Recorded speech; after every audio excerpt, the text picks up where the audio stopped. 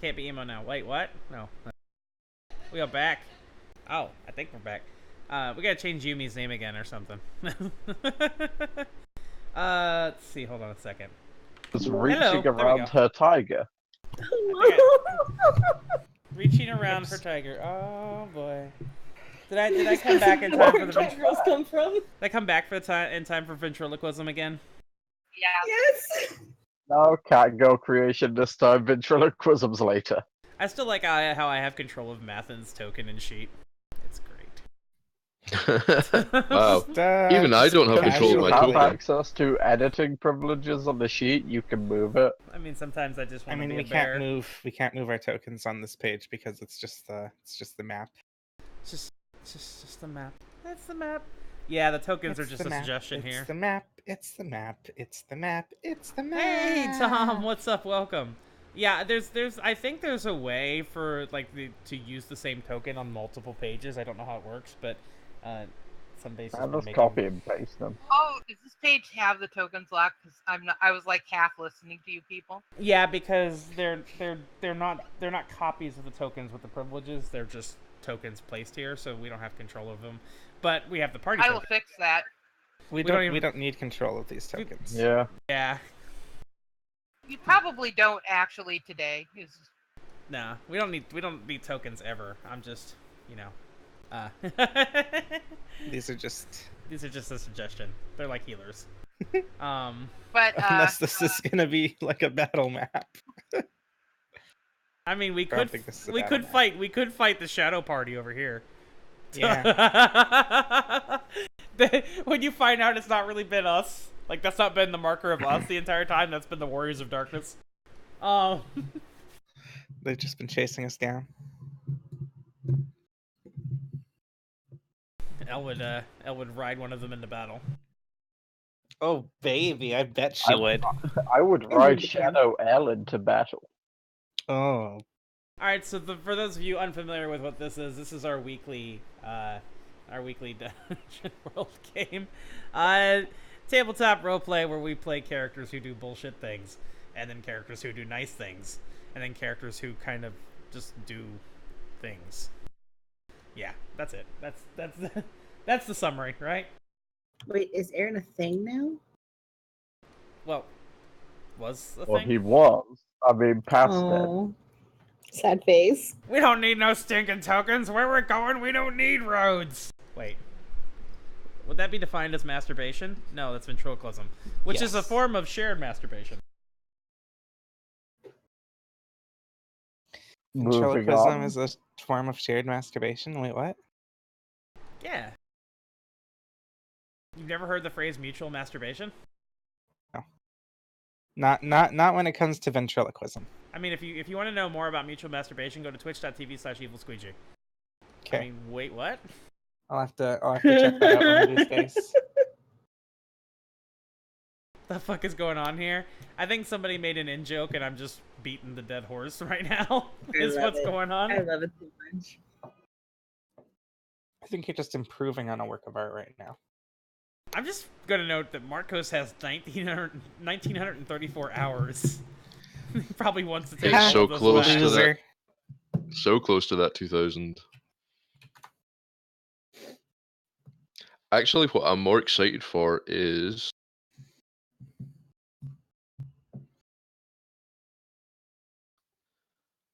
that it's close. Oh, it's so close. So close. That is adorable. It's almost your follow birthday. Oh my god. He typed it in all caps, too, to show how excited he is. Yeah, I think I turned caps lock on by accident, but yeah. I got excited. Check that shit out. I was following you before Martkos was. Oh, yeah? Just You want to see damn something it. really cool?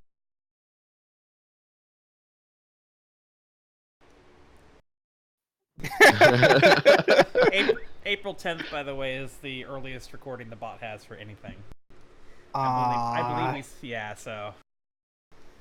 Yeah, I was following you before the 10th of April. I was following you in like January. Yeah. Yumi, we have the same follow birthday. We didn't get Deep Bot until March, like late March.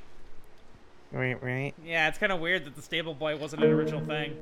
It came about.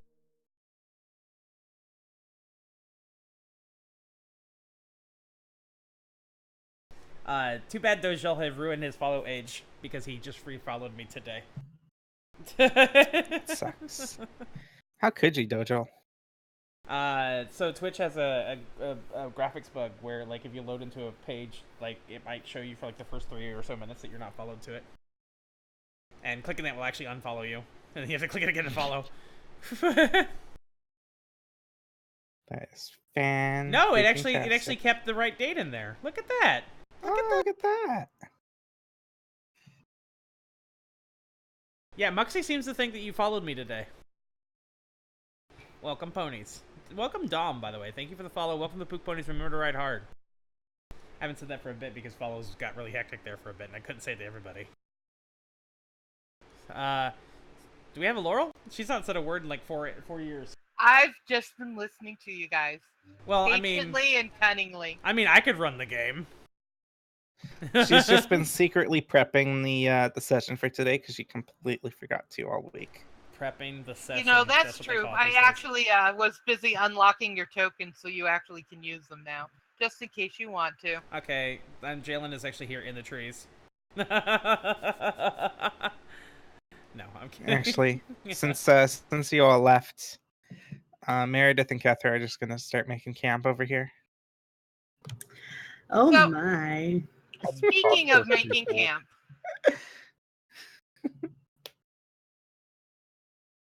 Yes, Speaking of making camp, ... Kethra has not yet woken up. Aw. Jaylin's been just watching over her 24/7.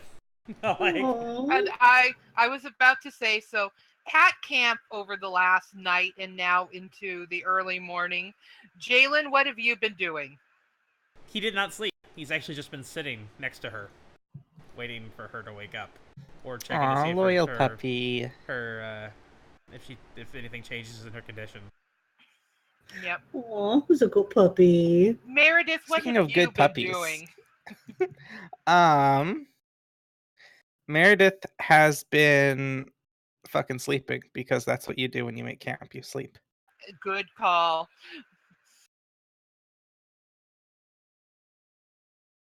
Mathin, what have you been doing? I think Mathin would be preparing anything that needs to be done for this ritual to do the final cleansing of the temple that we were at last time. Excellent. So there's been some kind of preparing of some herbs, some meditation, attuning to the earth. Yeah. Scratching his back on a tree. Yeah, that too. What disturbs all of what everyone is doing is Elle. Elle, That's not uncommon. Elle, describe what you are doing. Well, you see, Elle is tinkering around with creating a new poison. A poison that would cause pain but not kill. And she accidentally doses herself with said poison. Uh-oh. And she just lets out a blood-curdling, agonizing scream. Jaylin's immediately up on his feet and marching over to see what's going on. Jaylin, is she sweaty and red, or is she pale and ice cold? Oh, I get to decide this? Yes, you do. She is pale and ice cold. I'm sorry, you chose incorrectly. Wait, I did? And No. You are the weakest link. You Goodbye. are the weakest link. Goodbye. He's looking for like immediate signs of danger outside of, around, thinking that someone might have done this to her. If he doesn't, once he doesn't see any of that, and he sees that, probably got what she's using to make the poison with, he's rolling his eyes. and wondering what can be done. He's like, "Hey, bear." Mathin, as you look over at her, Elle's eyes are glowing. Are they glowing that brilliant, terrifying blue of the island elves, or are they a bright emerald green? I think they would be green.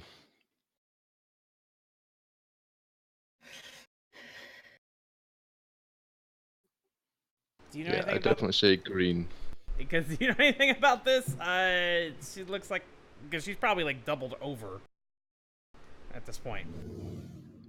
So Mathin's just kind of like getting up from where he was sitting meditating, and there's just you just hear kind of grumbling to himself of how he never gets any peace anymore, and there's always noise and people and things around him and that, and he's gonna wander over, and yeah, try and have a closer look at Elle.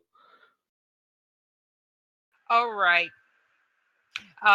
Roll lore for me, which is intelligence.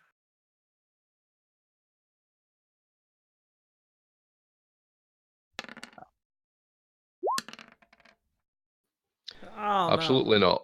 Okay. You don't know what she's done to poison herself, but you're pretty sure that she did do this to herself. Okay. Yeah, so he's just gonna shrug his shoulders and look at Jaylin, just like, I have no idea. You're right. All right, Jaylin wants to try something. Jaylin knows that she carries various kinds of poisons. I'm pretty sure something is just made to just knock people out. Is that might be one of the poisons that's among the things she does? Actually, she only carries one type of poison, He's always seen her and making it them. doesn't do any knocking out. Okay, well then he's just gonna have to hit her over the head. Roll strength, Jaylin. Okay, sorry. I swear to God, I am gonna use this poison on Jaylin. 9. You're knocked out, and you're in blissful darkness. And he basically tries to make the unconscious one comfortable and says, until we can get that out of her, we might have to keep her knocked out so that she's not always in pain. Yeah, so Mathin looks over at Kethra's lifeless body and then down at Elle's and just kind of like sighs and is like, well, looks like we've got 2 now. We're collecting. Jaylin kind of just, out of the corner of his eye, looks in Merideth's direction and goes, hope we don't make 3.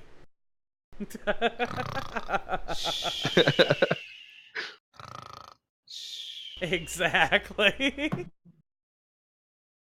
All right, Jaylin and Mathin, what are you guys going to do? I think at this point we really need to get to this pool of Gaia. Like it's probably going to be hopefully do some help to Elle, and obviously we need it for Kethra and the temple. So I guess. Do we want to wake her up?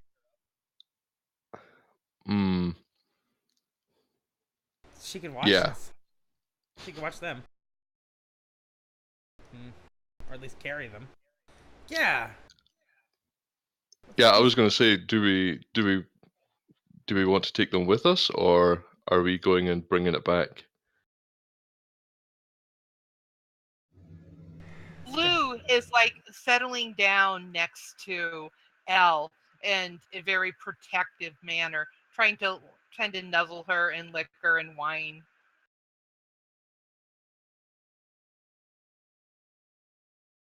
Well, yeah, Jaylin's gonna go over and just nudge Merideth lightly with his boot. Merideth, you are having a fabulous dream. You are in the temples of the Allfather as one of his Valkyries.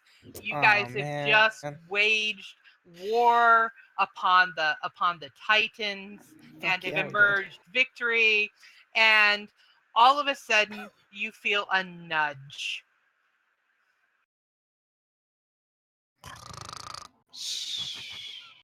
What? Time to move. We've got 2 KO now. What the fuck are you talking about? It points over to Elle. She's just fucking sleeping. Just wake her up. No, she might have accidentally poisoned herself, and we had to knock her out. How the fuck do you... You know what? I don't want to know. Stupid fucking elf shit. And Meredith will get up and grab her axe and put her clothes on. Can you because carry she that? sleeps naked, of course. Yeah. Can you carry that one? Because she's probably pissed at me. I'm gonna carry that one. Yeah, sure. Meredith will carry whichever one was the first one. Elle. I love how Meredith we're will referred carry to Elle. as that one. Wow, I don't even get Mathin. I am hurt. Mathin has a ritual to work. He's too busy to carry people. Not that I don't want Meredith, just, Mathin is my bear. Apparently you don't want Meredith. With that attitude. So Jaylin's gonna, Jaylin in his phrasing is using that one and that one, but he's gonna take special care when picking up Kethra. Meredith is just gonna throw Elle over his shoulder.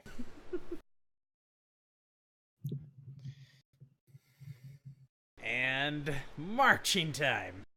We want to head towards the Temple of Gaia. Mic up, Laurel. Off to the temple. Off to the temple.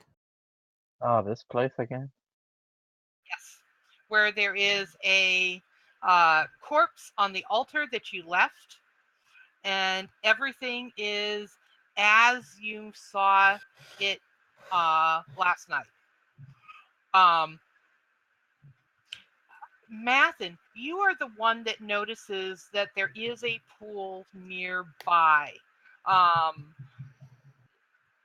You know it's not the one you are after, but I'm going to not make you roll lore this time. I'm just going to make you make lore. Oh, even better. That there is a Nyads, a spirit that you have history with, who lives in this part of the forest. You haven't seen her in a very long time. But what is the name of this Nyads that lives in the forest near the Temple of Gaia?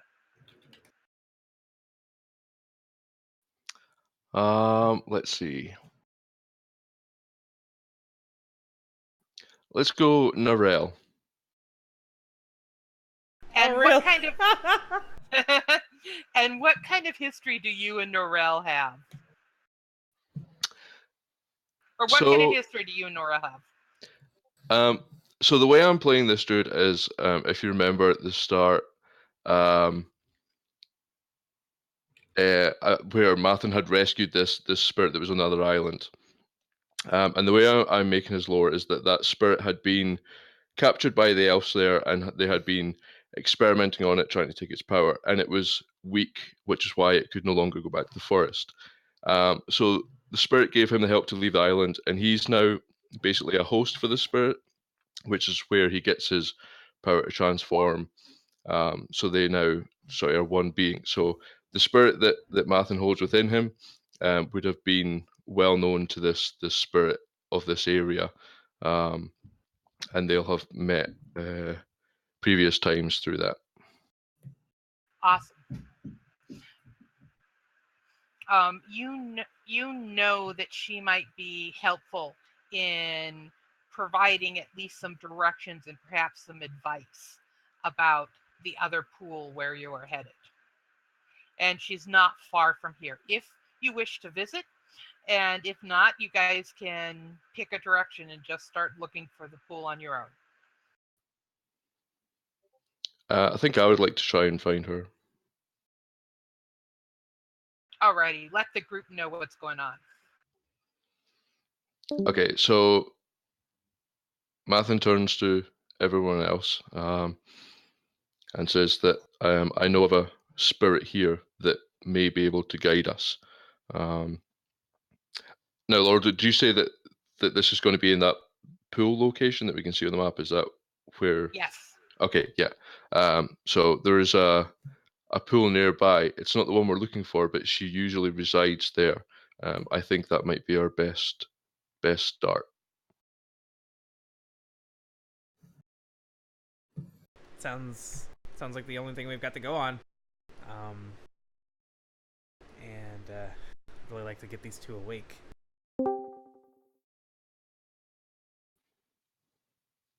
Okay, so I'd like to head over there. Let's do it.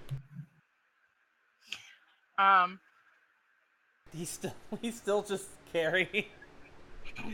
Like Carrying the limp one. Yeah. Like I imagine Merideth has Elle over her shoulder, right?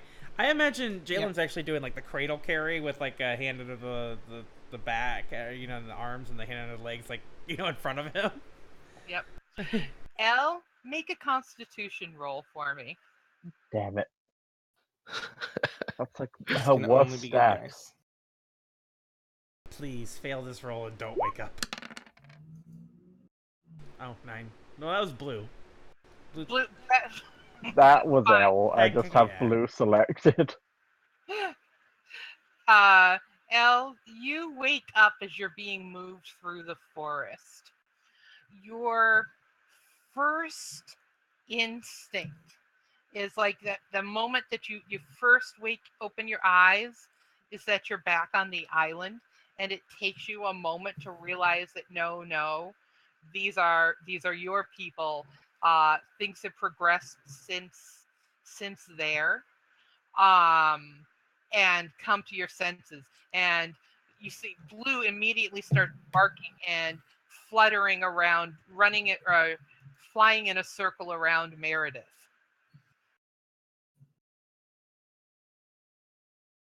Yeah, I'm just gonna go ahead and reach for my dagger at this point.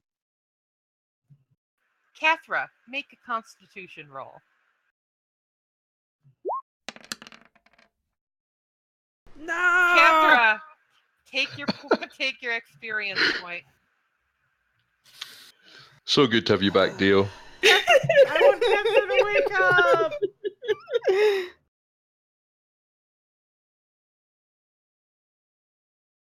Oh, Jesus. Merideth, you sense that Elle is waking up and reaching for her dagger. Cool. I drop her on her ass. Can I make a dex roll to land on my feet? Sure you can.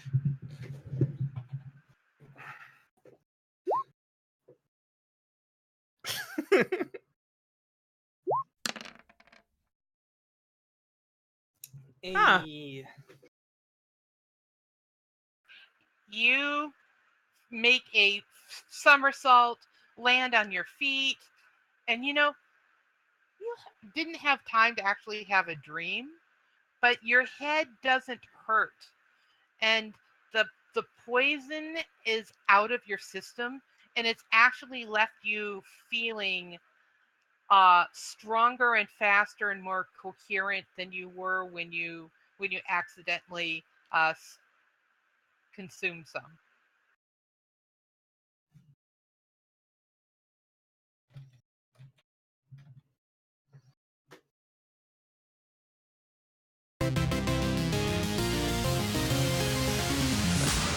Hold on just a second, guys. Kerr and I, thank you so much for the resub at tier 2.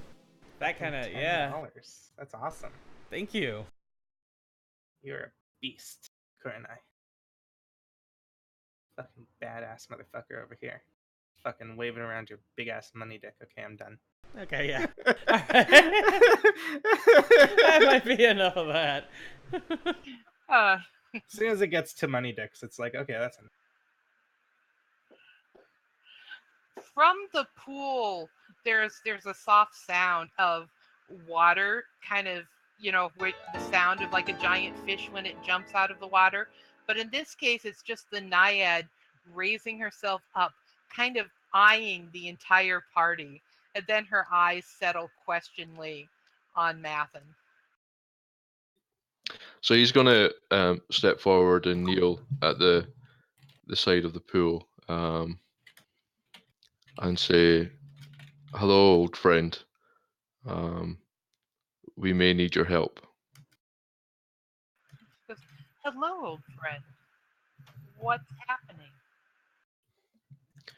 And he's gonna point back to the party and the unconscious Kethra, and say that this one has been cursed by those damned orcs, and also the temple here has been corrupted.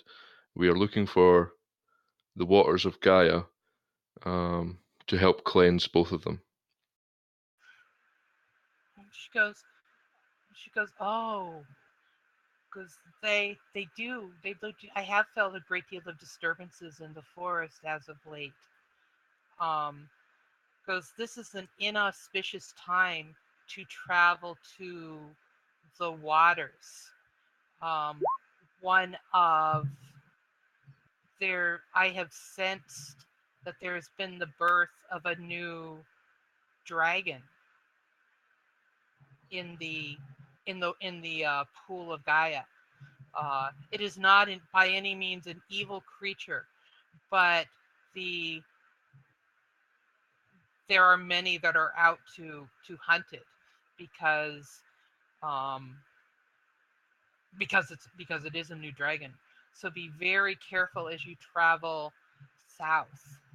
If you go straight directly south from where you are now, you will come to a river that leads straight to the pool, but expect the forest to be at alert and to not make it easy for you to pass all the way to the pool." And he's going to nod and say, "Thank you for your guidance. If you ever need anything, please let me know." If you would bring me back just even a handful of the water from the pool of Gaia and bring it and press it into my own pool, I would be in your debt. And he nods again.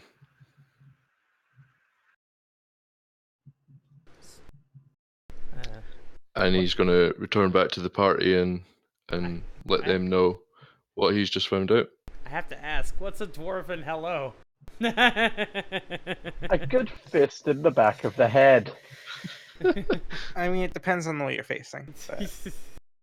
yeah. And what if he drops Kethra, you bitch? Well, maybe she should have fucking woke up. Jalen's getting punched. Jaylin is just going to growl, and that's it.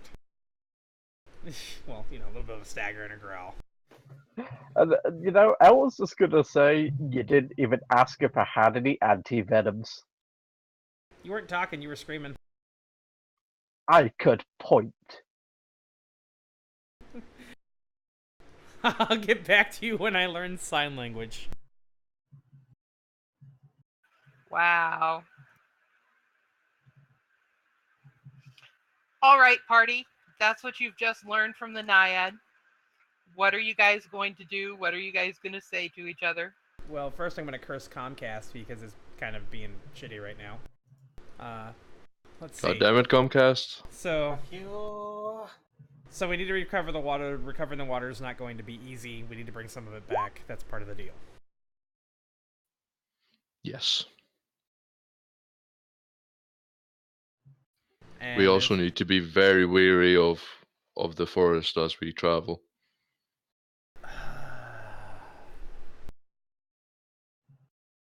Why could we not? Why could we not have Kethra right now? He looks down at her like, you have magic. This is why. This is magic's fault. Fucking magic, man. yeah, it's pretty much. Resilient souls, I salute you! Oh shit! PDM Oblivion, thanks for the host. Thank you. shit. Welcome. Laurel, can I interject a small bit of lore?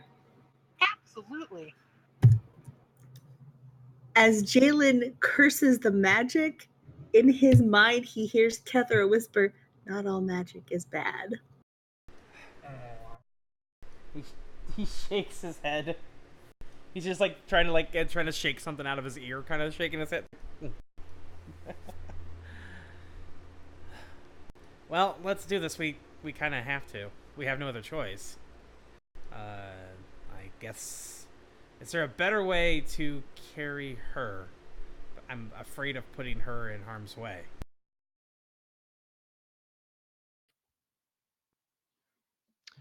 If you want, I could change form and we could strap her onto me. That'd be awesome. Are you ready to strap on? Laurel, I got that totem last time that allows me to transform into a stag. Would that form be strong and big enough to carry someone? It would be strong and big enough to carry Kethra. It would not be strong enough to carry like a warrior in full battle mail, but she's No. small and not in armor. Okay, yeah. So, depending what if the rest of the group wants to go with that idea, then Yeah. Yeah. I mean, it doesn't matter to me. I would like to keep our hands free to do any of the hurting of the things that would want to hurt us. Yeah. So I'm going to reach into because I've got adventuring gear, and take out some rope and throw that to Jaylin. And then he's going to clutch this totem and concentrate for a second, and then his form starts to shift. And he appears to be now this great stag, these huge antlers which are covered in vines and leaves, and stand for you to strap. Jaylin just kind of like tilts his head at him and goes, "How many of these do you have?" And then Mathin, sets roll about- wisdom for me. Hey, Silver. Good morning.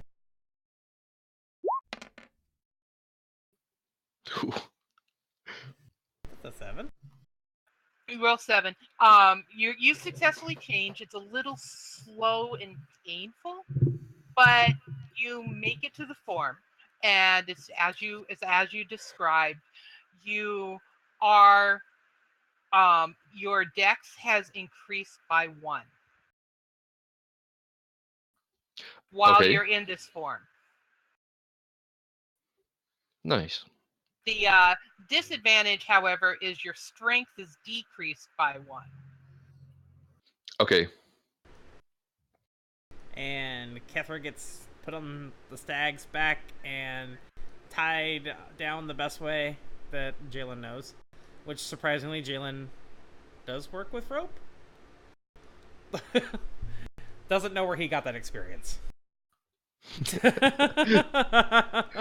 Has no idea where that came from, but yes. Elle. Yes. Jaylin, as he's working with the rope, doesn't remember how his experience with being tied up or tying people up, but suddenly it's going to come to him. Describe for me what Jaylin starts to remember as he's roping Kethra in.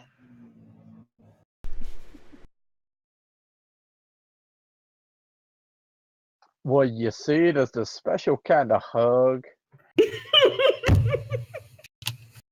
No, I'm kidding. Are you Yeah. are you implying that he's going to remember an S&M encounter with someone? Damn it. I certainly hope so. I mean, it would have been the most surprising thing to come from Jaylin. It would Well- actually. He is quite young and innocent. As a slave, his slave owners, they're gonna have him doing more than just fighting in the arena. they'll probably use him as a pack mule between places after fights. So he probably remembers tying stuff up there. I mean, he was probably pretty strong and muscular, so I'm sure the women of the group had certain uses for him. Oh man. So yeah, Jaylin remembers basically all the manual labor that basically went alongside with the whole gladiatorial stuff. That's one word for it. And there's almost like a pause when he stops, as if he's like looking to see if somebody's going to tell him it's satisfactory or not. And he catches himself doing it, kind of just looks back to Kethra, and then pats the stag on the side to say she's good to go.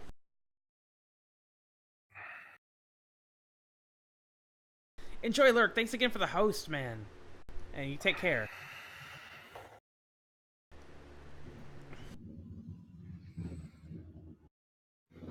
And while Jim's doing that, I'm gonna have Elle start coating her offhand dagger in her new poison.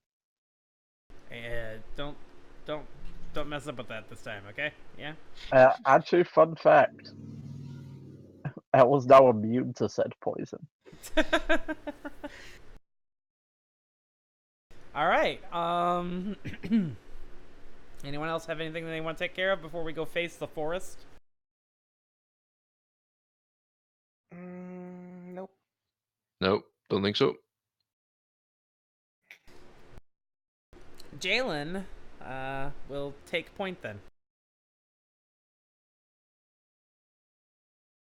All right, Jaylin, I am going to show you some more map. Congratulations, guys. We've earned more map. Congratulations, you've won. Da-da-da-da-da-da-da.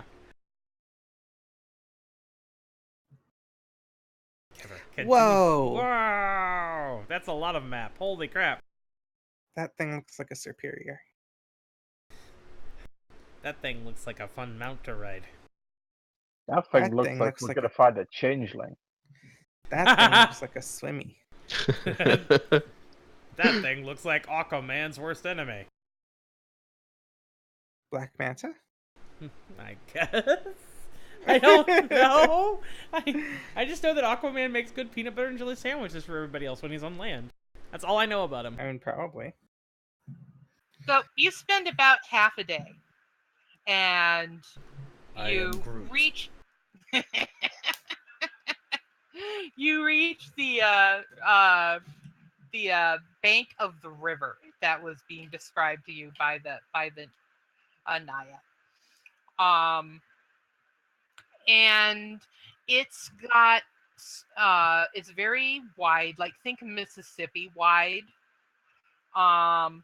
And the water is just a beautiful turquoise green. There is a whole lot of plant and animal life along the banks of it. Nothing has attacked you. But as you're pausing at the side, I would suggest everyone make a discern realities roll, if you please. I'd suggest that anytime we can avoid wisdom rolls on Jaylin, we do. Yep, there's my XP. Apparently, Elle is even worse than Jaylin. Merideth, let's start with you. Ask one question off the list of your choice, or word something similar. Let me find discern realities real quick. Discern realities. What is about to happen? There is the way the water is churning to the southwest of you. It seems like something is rising out of the water. Ooh. Mathin, you get 3. Okay. What here is not what it appears to be. There is a tree on the other bank, which is more than a tree. You can sense that it is a treant. And it is only feigning being asleep. It is watching you all with a kind of a neutral expression. Okay.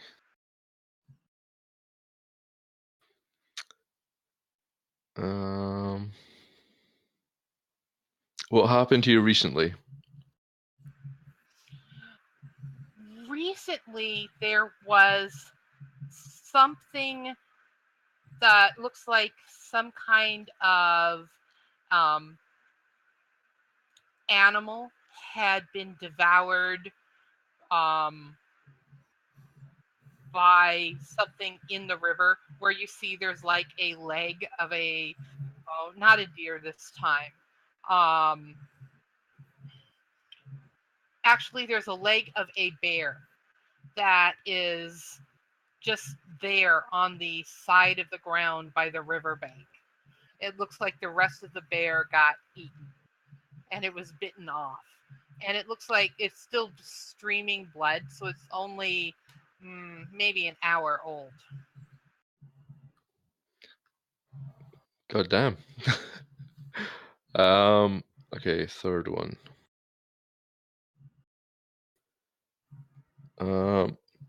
One of the druid like starting things is that the grunts, bark, chirps, and calls of the creatures of the wild are as a language to you. You understand any animal native to your land. So if I can twist one of my questions into, like you said, there was a lot of kind of wildlife in that about. So I'm assuming there'll be bird calls in that. Is there anything that I can understand that could help us? Roll me 2d6.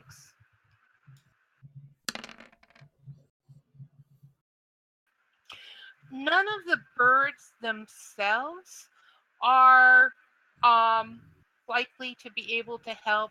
They're just small, but that treant across the stream, so long as you don't attack the forest itself, like you don't hack and slash any of the other trees, you might be able to reason to it and get its help in crossing the river. You'll probably be able to call out to it and negotiate with it. How is my communication skills at the moment in this form? You will be able to communicate with the treant, because the treant, and you know that because it can communicate with animals. Okay.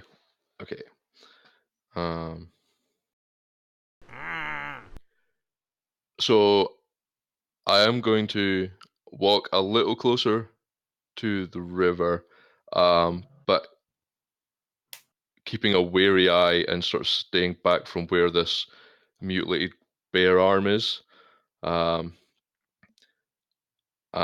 call out to the end, and ask if it would be willing to help us. And the treant, everybody sees across the water, there's like a little breeze that ripples, and suddenly this tree starts moving slightly, and it seems to almost spread his branches, big eyes open, and it towers over you. It's about 30 or 40 feet tall.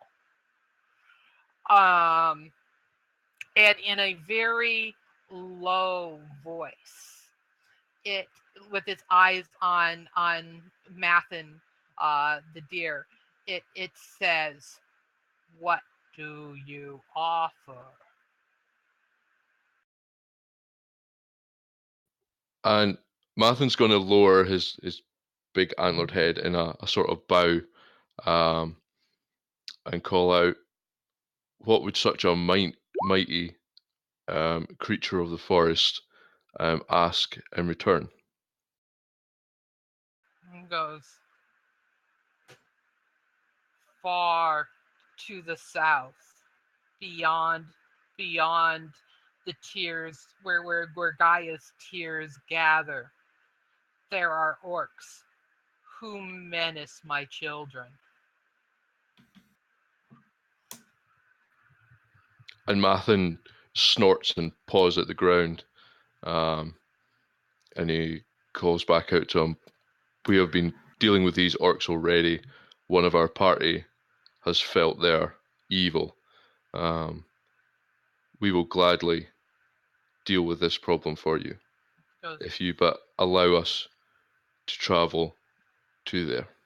goes, there, yes, I will allow you, but you must swear an oath that you will go to this place where they gather in great numbers. Goes, something within them is tainting my children and creating orcs from humans and elves.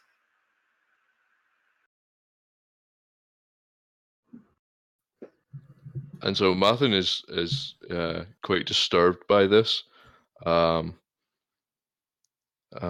he says, "I make this oath to you.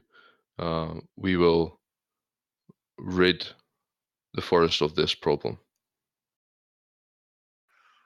And the ant seems to, or the treant seems to nod, and it takes one of its big branches and just creates for you guys a bridge.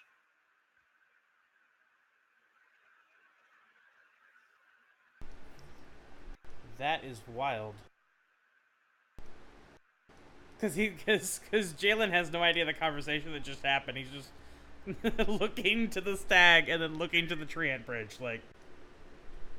Yeah, so Mathin just swings his head back to the party and kind of makes a deer call out to them, but just sort of springs up nimbly onto the branch and trots his way over. And then as he jumps down at the other bank, just turns around to look back at the party, kind of signaling, to follow. Jaylin will go next. He's very cautious about how he steps up, but he's following because Mathin has Kethra with him. It's like, well, gotta follow her. Yeah, that carrot on a stick. Eh? Merideth will very comfortably follow.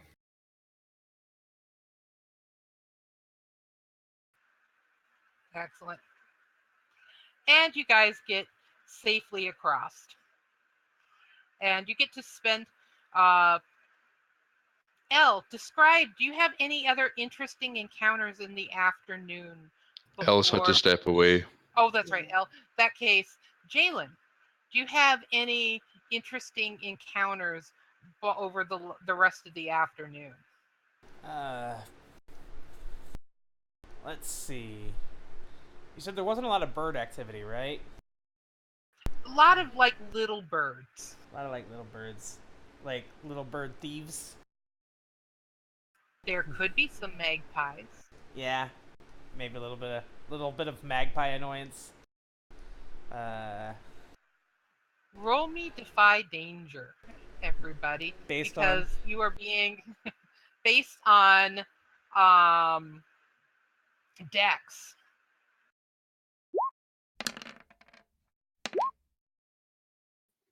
So mine's at 7 because I've got the +1.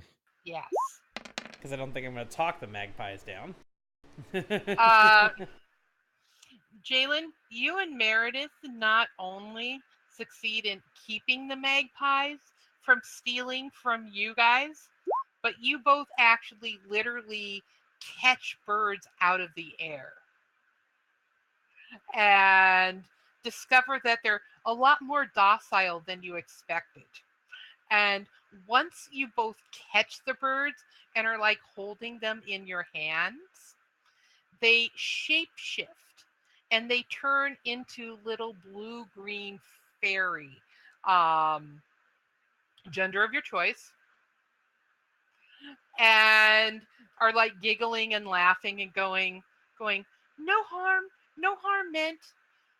Like masters of the land and the mountains, mistress of the mountains, no harm. No harm meant then. Jaylin releases his.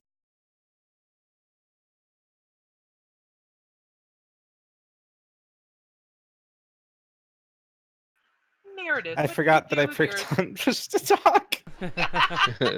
Meredith will look at them and say, well, it's not exactly enough meat to eat them, so, and she'll release hers too. All right. Both of you take +1 as the fairies bless you for the day.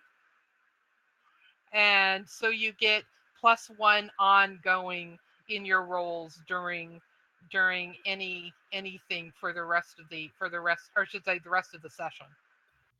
Nice.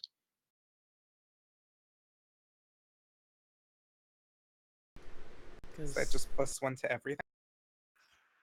Yeah, +1 to your rolls for the rest of the session. Because Jen's like, I've never seen anything like that before. But it talked to me. Huh. I so wish Kethra was awake right now to just like be like, see, I told you. Kethra gets her ear flicked. No, I'm kidding. No. No. Rude.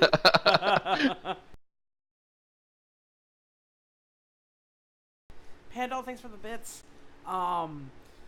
So those were some kind of forest spirits? Mathin, make up some lore for me about those forest spirits. Okay, so these spirits are actually part of the life force of the trees in this area. And in the spring, the trees in this area get these huge big blossoms, and when they do blossom, these little fairies are born and come out, and they last a season. They're not very long lived, but yeah, they're very playful. They just, they dance, they enjoy the nectar from the plants, and harassing animals and strangers that pass through. And then they return to the trees and they die to be reborn again next year.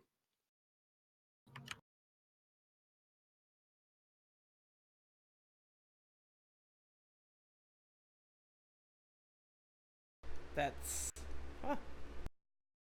Oh, Comcast, stop. Comcast, please stop. I'm trying to enjoy a game here. Damn you, Comcast. Comcast, please. No, don't do it. Don't become the forest sprite. Or whatever. And so you guys are going to make camp. Kethra, roll Constitution again.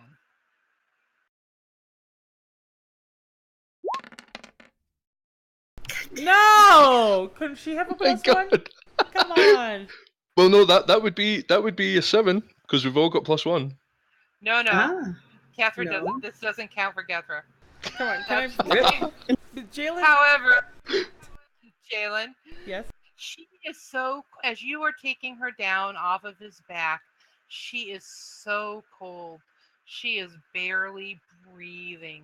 Kethra looks like she's dying. Oh no. No, that's that's a very dark look on his face. He's going to make sure that she's wrapped in whatever like a sleeping bag or whatever blankets or anything they have, the equivalent of that.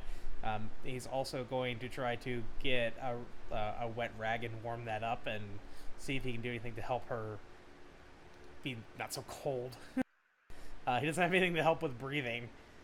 He's like, we really need to find this pool. Do you have the urge where you just want to push through rather than camp and actually risk the forest at night?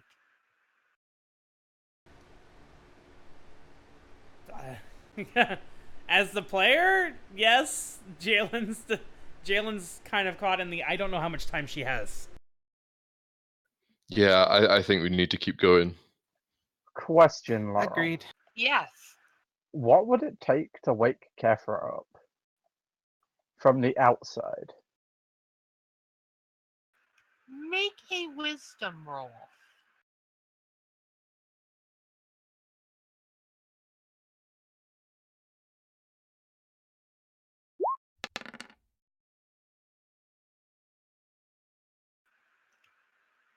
You have noticed that there is a bond between Jaylin and Kethra. And Jaylin, despite his fear of magic, has demonstrated sort of divine magic when it's been defending others. It's possible that you the player had mentioned something to me in Discord earlier about Kethra and her faith. It's possible that if you could get Jaylin to tap into that same faith and that same God and actually taught Jaylin something here and now, he and you together might be able to reach her God and try and save her. Try and wake her up that way.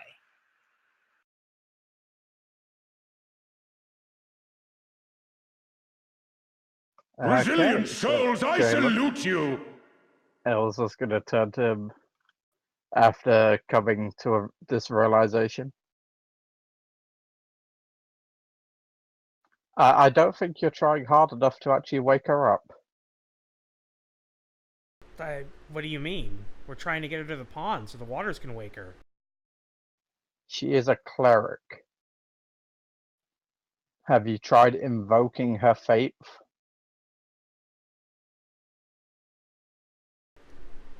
You mean the prayers to her? Why? Why would they answer me? Because, let's just say, her faith, it's not the most picky. As long as you've got something to offer, it will give something back. Are you suggesting? Resilient souls, I salute And then he you! looks out to the fact that the sun is setting, and the fact that he does, and then back to Kethra and how cold and pale she is. What else do we have to do? He goes, I don't see why they would answer me. The gods have never been there for me. But I guess if you think they've been there for her, could really use them right now.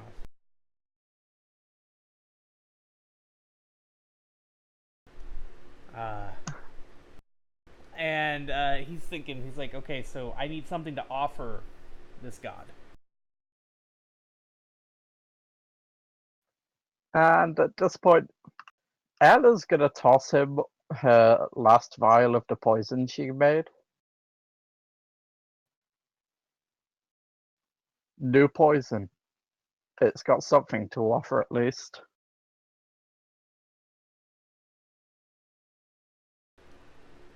So the secret of your new creation, is that what you're saying? That's the offering?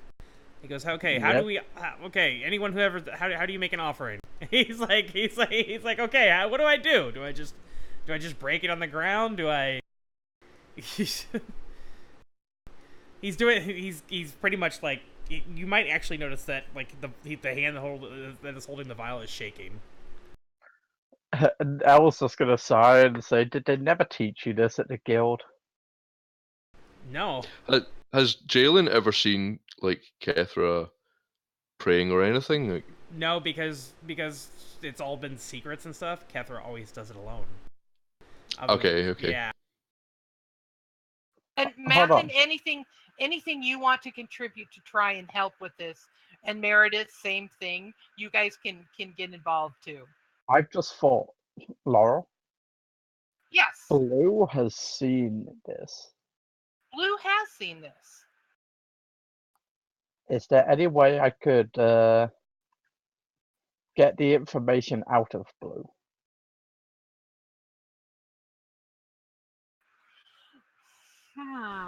Mathin can talk to Blue. Mathin can talk to animals from his forest. Aww. Yeah. Damn it. what is? Oh yeah, Blue's not even from this world, is he? Yeah, Blue's No. from another world. But Blue Yeah, is he's from a mastiff, so Dofar. he was a domesticated creature. That is now a ranger's companion, though. All right, you know what I'm going to have you do? Mathin, make a wisdom roll and roll very high. God damn it.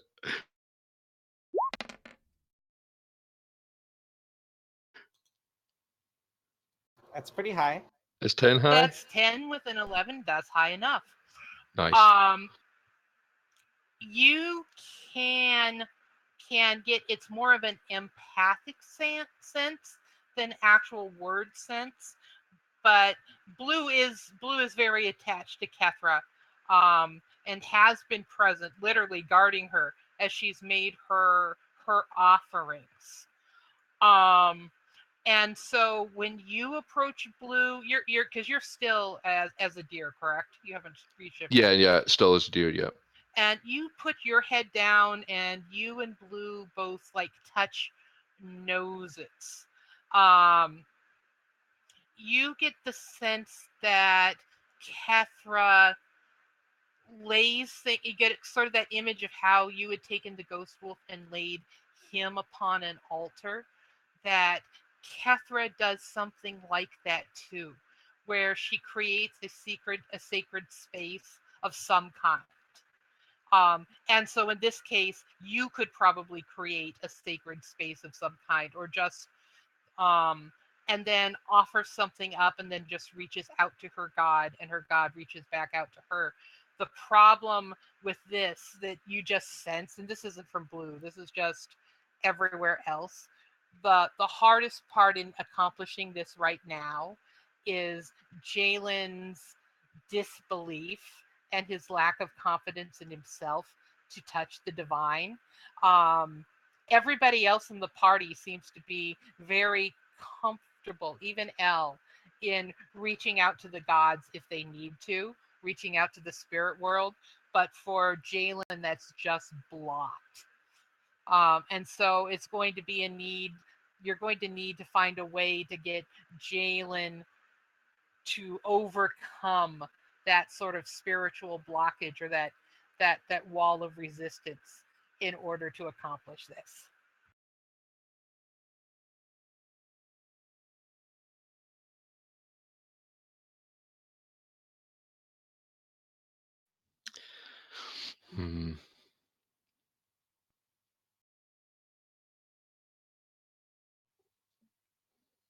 I don't know if Mathin really has enough of a connection, or knows Jaylin really well enough to be changing his beliefs on something like that at the moment.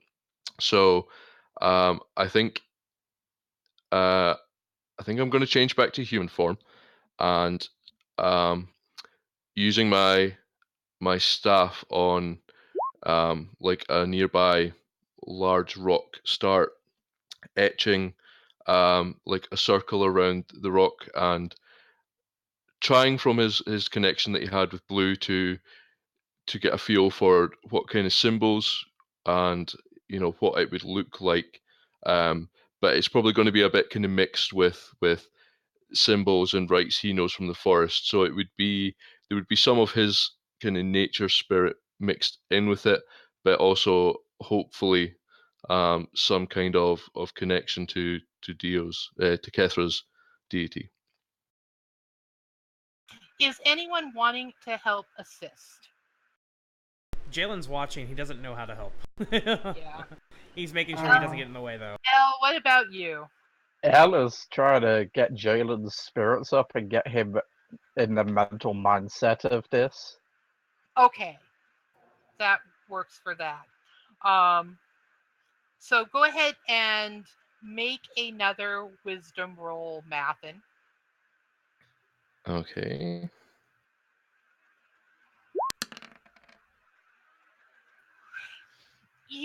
Blue is not able to like articulate anything like words, patterns. To him, he's just not smart enough, and it's just not that kind of connection. But you create something that it would certainly work for you. But not knowing enough about Kethra and her own god at this time, it's you aren't certain if it's going to inspire Jaylin or any kind of ritual for Kethra and her god, but you know that it's certainly not going to hurt anything. That Okay. that it does. The forest itself, no treants were harmed in the making of this ritual.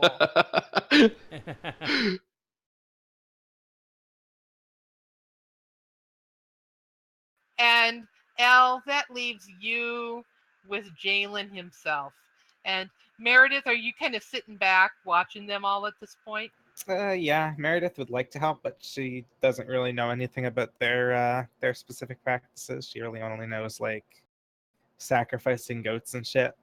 Right. Goats and shit. My God, what a day. Yeah. Jalen's actually watching now. Like he's got a hand on Kethra's hand. He's been holding like the free hand, and the other one's holding the vial. But he's watching the rock. He's like looking at the what Mathin had been doing.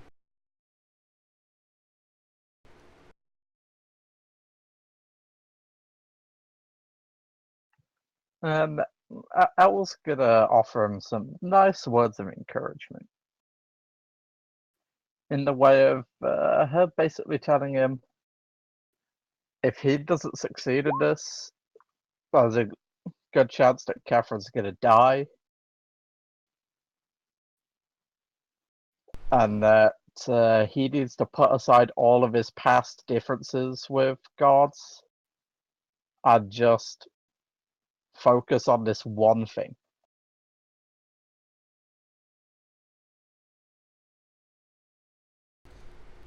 He thinks easier said than done, but he doesn't say it. Exactly. Elle, you can kind of read that off his expression, though. Yeah,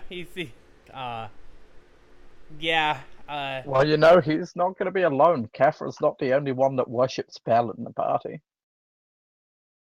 And it goes, somebody stay close to her. Because he has to, even though he doesn't want to, let her hand go and move over to the rock. And he's going to kneel next to it, like outside of the circle that was made, I suppose. And he's going to take the vial and he's going to place it on basically where the surface is kind of flat. And he goes, he's gonna say, I don't know what I'm doing here, and I'm pretty sure that you might think I'm pretty audacious to demand your attention. But while I might not have any business talking to you, your chosen one cannot.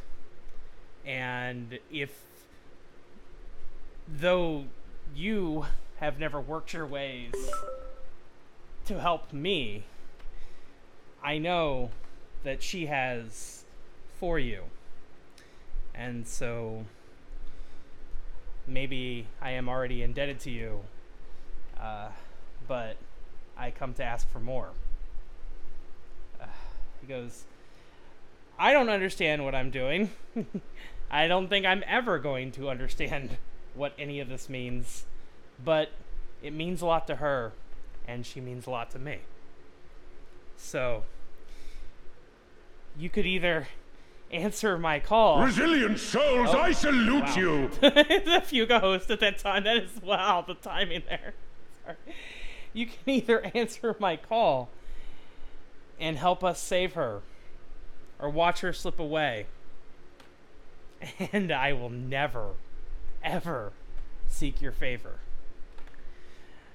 I give you this gift and a little bit of my own desperation, and I beg of you to please help us. And then he's going to willingly shift to his werewolf form, and he's just going to let it howl. Kethra, Yeah. Describe for me what you're dreaming. Oh, God.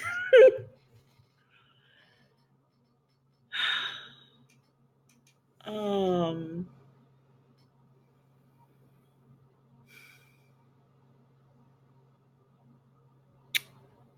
I am in a courtyard.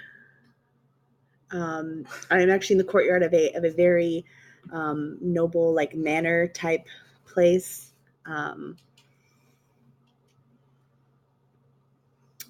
And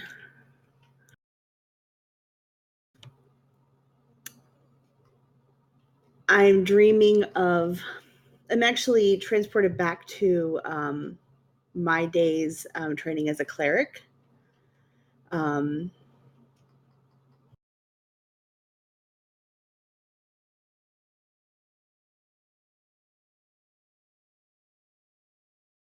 Resilient souls, I salute you! and oh God, this is hard. It's okay. Keep going. You're doing fine. So I have just completed a training that is not common to the cleric practice. It is a training that is very heavily involved with dogs and at one point wolves.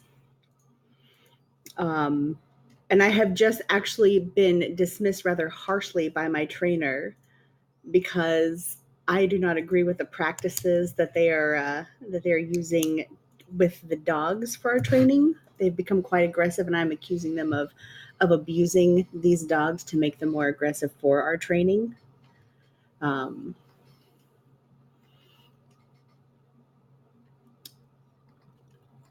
And in your discipline, you're being sent to your room without food to sort of kneel and pray to understand the wisdom in what they're doing.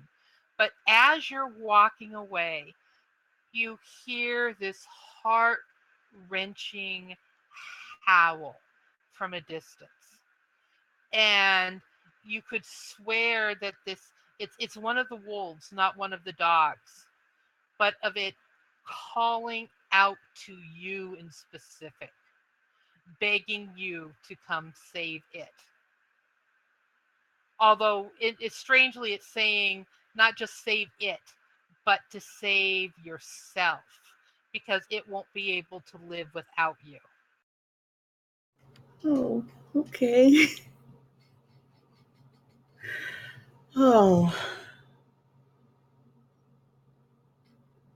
All right. In my dream, I just start running, like running towards the sound of the voice, just doing everything I can. There are guards running towards me, and I'm just like, I pull the staff off my back, and I'm just swinging and fighting my way through the crowd, trying to get to the voice.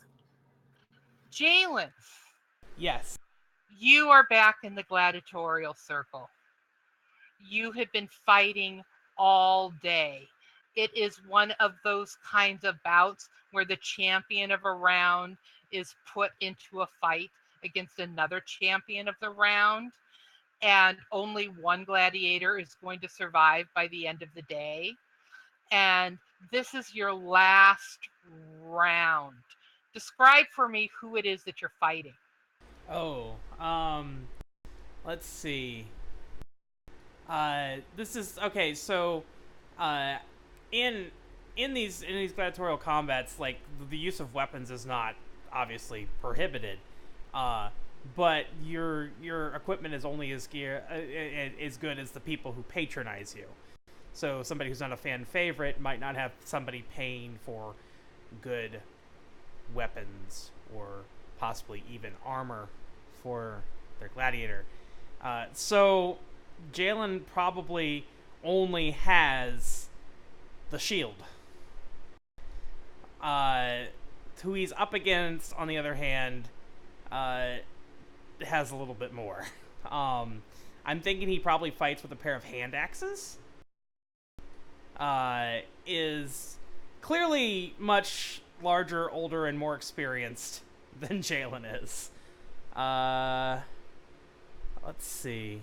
The kind of fight where it seems like he's really not gonna get by. Like, even like this is not like, oh, you're gonna outsmart him and outrun him, and there's no timeout. It's one of you dies and one of you doesn't. Let's see. What else? Guys, any ideas for this guy? Kind of a big brute. That the big brute is, and he's just coming down on you, and it feels like this is going to be it. You're going to do your very best, but they're finally broke you down. They're finally making you fall. And man, have they been trying. Been trying for so long. Like your petering has turned it into a game. Yeah. Yeah. And suddenly, into the field emerges this girl with weapons. And she has his back. And she's charging and fighting his back. And you see it's Kethra. And you see the murderous expression on her face. And the two of you, your eyes meet. And Jaylin in the arena changes into his werewolf form. And now has claws and significantly more strength against the guy who wasn't prepared for it.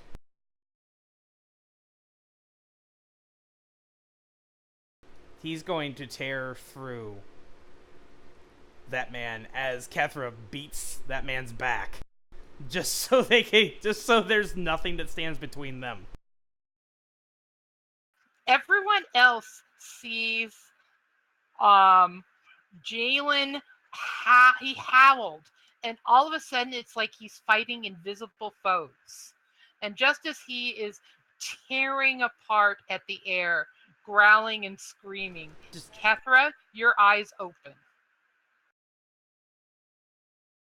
He's just clawing and biting and ripping and tearing and it's not even shadow boxing anymore because there's no form to it. It's just, yeah.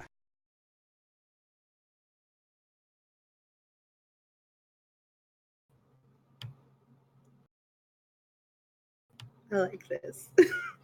So at this point, Mathin's kind of jumped back and he's got his staff held kind of defensively, and he's just wondering to himself what the hell he did wrong with his marking out of the circle, because Jaylin has turned. He doesn't appear to be in control like like the first time he's seen him, but he's also not attacking anything that's actually there. So yeah, he's just very confused. So, Laurel. Yes. Can I have Elle walk up to the altar and offer her own prayer? Absolutely. Awesome. Oh yeah, that vial got smashed in the process, by the way. That's like one of the first things he probably swiped at. Yeah. Well, here's the thing. The vial would have cut his hand. So he doesn't want to smash that vial. Well, I don't think he had a choice. So he's probably in a lot of pain, too. Oh yeah, he'd be in agony. Yeah. The actual description of the poison is, it feels like your skin is burning from the inside. Yep, which is probably why he's fighting even harder. Yeah, he's like one step shy of foaming at the mouth. That's where he is right now. Merideth, your pupil lost all his control. And you can see, actually, from your angle, that it's because he smashed the altar, and now that poison that had hit Elle has now hit him. And so he's fighting off the poison. How close does he look to actually hurting someone? Right now, everyone is far enough away, including Kethra, because of the way he's swinging himself around, that people can just avoid him and kind of see how long it takes for it to wear off. Kethra probably has kind of this dazed look on her face. She's the closest to him right now. All right. Meredith will take her axe and just walk in front of Kethra for the time being, and just sort of stand there with her axe out to the side, just in case. Awesome. Actually, you know what? Roll Defy Danger for me. And not Dex. You're not trying to avoid something as much as you're just making sure. This is to convince Jaylin that you're not the person that he's fighting who has the pair of axes. So I would actually roll Charisma or Constitution. That's what I was gonna say. I think Charisma is more appropriate here, despite the fact that it's my worst score. Sure. The worst of the two, anyways. So I'm gonna roll Charisma. But apparently. All right, Kethra, I'm going to let you take an action. Oh, good. Okay. I sit up and my breathing is starting to come back to normal, and I'm kind of starting to get feeling in my body again. And I look over and I just see Jaylin just in this horrible werewolf form, and I just call out to him. And I say, Jaylin, remember who you are. Roll your charisma, and the +1 does apply to this. 11. Finally. Jaylin, you see Kethra. You do not, and you see Merideth. And Merideth has the axe, but just as you were turning in her direction to fight her, you snap out of it and you realize you're not in the arena. That's Merideth. That's Kethra. Kethra's looking at you. Kethra's talking to you. But everything hurts. Your body, it feels like there's steel spikes digging into you for the inside out. So you need to try and make a Constitution roll. I'd like to fail this. I want him to actually black out. Okay. Like, he's going to drop to a knee, revert back to his human form, and he'll see, like, the tears in his eyes, and then he just falls over. Absolutely. No roll required for that.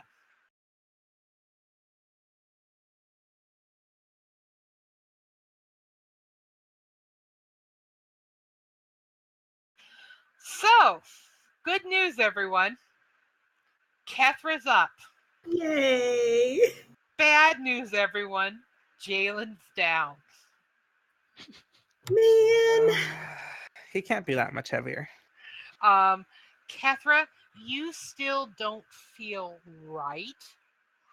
That curse is still in effect upon you. You will still need the water.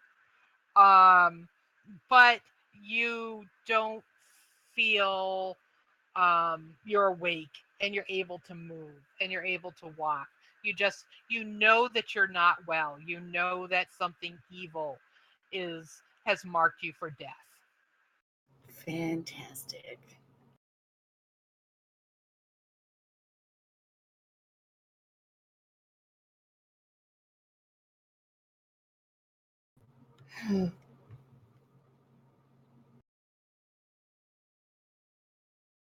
Yeah, Dio never gets good rolls. What? No, right? Only when it counts. Or especially when it counts. So Mathin's going to walk over very cautiously and kind of just like gently poke Jaylin with the end of his staff just to make sure that he's actually just passed out. And Yeah. and he's going to turn to Kethra and be like, it's good to see you back.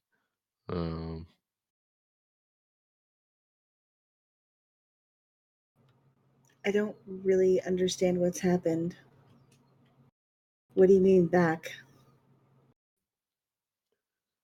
Do you remember being cursed?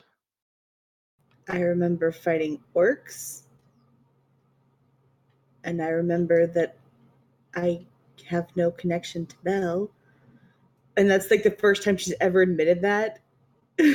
And she really wishes she hadn't said that. And as you say the name of your god, you do sense that the connection itself has been returned, but it's faint.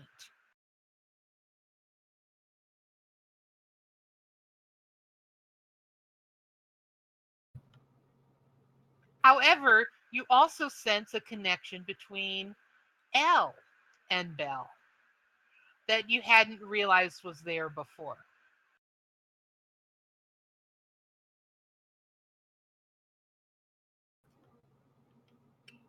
And I am going to turn to Elle. And I'm just going to say, I know what you did. Thank you. And Elle's gonna chuckle and say, I only gave him the encouragement. He's the one that did it.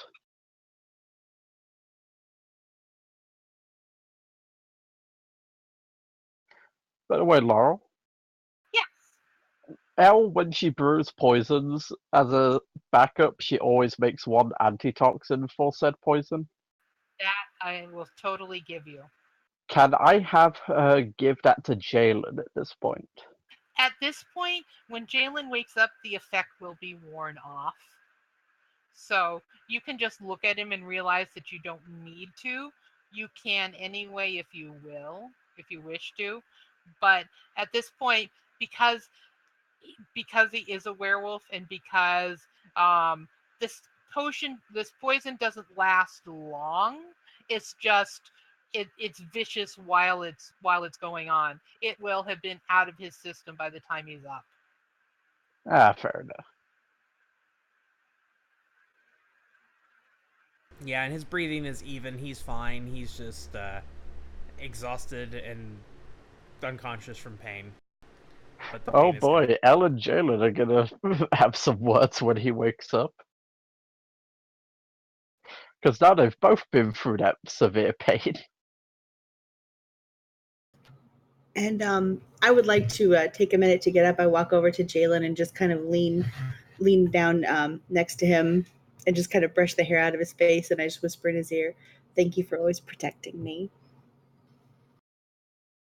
He smiles in his sleep.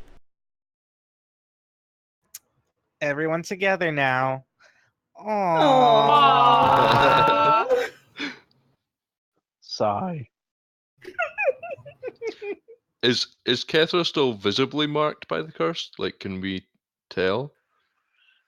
There is a mark upon her. It's upon her arm. Describe it for me. And that's for Mathin because he was the one to ask.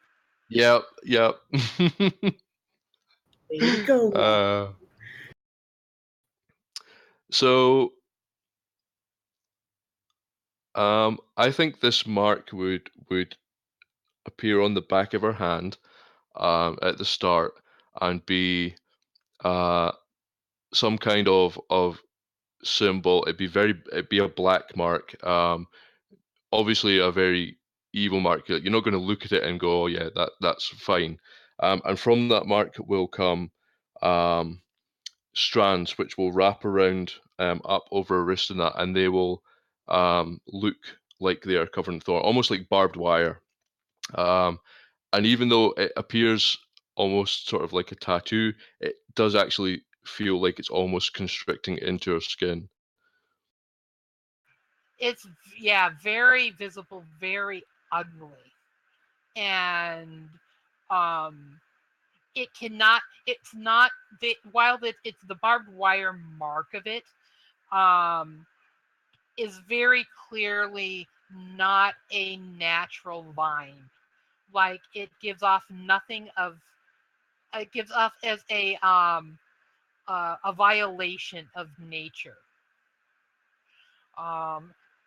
Of something that has definitely been like that was originally a vine and it's been perverted into something else where there's such a sense of corruption about that mark. And Mathin, you have seen it before upon the orcs, Okay. and it is a representation of Gramash, their god, Okay. and who is known locally as the Corruptor. Nice. Okay. Yeah. So Mathin's gonna see the mark, and he's gonna frown, and he's gonna turn to everyone and say, "It looks like your god has only granted us some time. We still need to keep moving." Um, and then he's gonna look down at Jaylin and say, like, "How we're gonna move this one, though, I have no idea." Meredith will go over and throw him over her shoulder. Meredith, make that strength roll for me. They just walks over. I got Yep. your fan. He dangles off of you because, well, Jaylin's not the most tall. It's No. just that Meredith is a dwarf. So it's adorable where you have complete hold of him. Like, you could just, he's no more to you than a sack of flour. Even with his, well, no, he doesn't have armor on. No, right he's now. naked right now. He's naked right now. But his head and his feet almost dangle to the ground as you have him bent over you. But you're moving just fine. Are we going to have any slapstick moments where Meredith is going to hit someone with Jaylin? I don't know, but Meredith, are you going to pat his ass? Totally gonna pat that ass. There's your slapstick moment.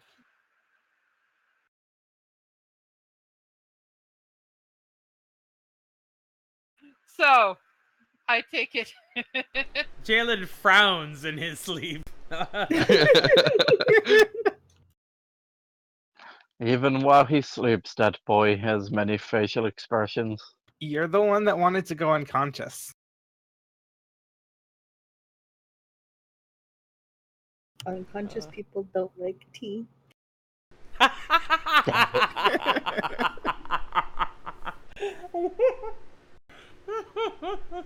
So, kids, are you going to look for a place to make camp, or are you going to travel on through the night? I don't reckon we've got the time to make camp. As much as I'd love to get to know these lovely people, time is not on our side. No, Yeah. no, it is not. Yeah, I think we're Should probably carrying keep on. moving. Alrighty. So we're gonna stop to get him clothes. No, we're not Get gonna no stop clothes. to get you close.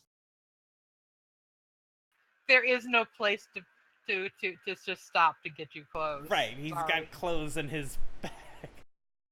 Remember, Sadly, I there Yeah, is and no- he can have them when he wakes up. Okay, just saying the forest is dangerous at night and you're carrying a naked Look, man through I it. think Elle is the only person that would think about going through your stuff. Already until done it. she de- Nothing of value. And Does- until she declares that action, your ass is naked. Does Jaylin wear armor? He It got destroyed. normally does, but he wolfed out in it, so he's currently does not possess any. Yeah, his clothes Okay. don't morph with him like they do for you. Yet. Yeah. Because when Laura was like, let's give magic items to everybody, she's like, oh, I could give him clothes. Nah. I actually I have an idea. That maybe we could do something about that.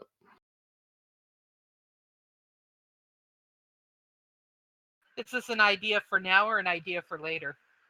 I think because of the urgency of the situation, it wouldn't be for right now. Kethra's dying. Let's make Jaylin some magical clothes. Yeah. Hashtag much. priorities. Let's go shopping. Let's get some shoes. I like your shoes. Oh my god, shiz. Though for some reason he still actually has a sword belt and his sword. Like, that is not at all. That is somehow impervious to his changes.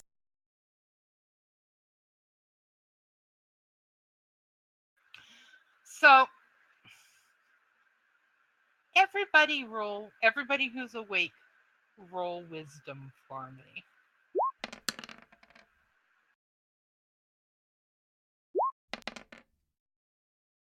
Does the +1 count on this for Mina? It does. Yay! Does it count for me? It counts for everybody. Way. I don't know, I wasn't there when it was going down. I had to go do computer repairs. Computer repairs are an important thing. Absolutely everybody notices that there are some flickering fireflies that are kind of going around you all nervously, and they appear to be smaller versions of the same fairies that Mathin told you about before. None of them are speaking to you, but they are moving around nervously, like they might. They're kind of anxious about what you're up to, but they sense that blessing that's been put upon you all, and so they're not trying anything malicious. But to Mathin itself, one of them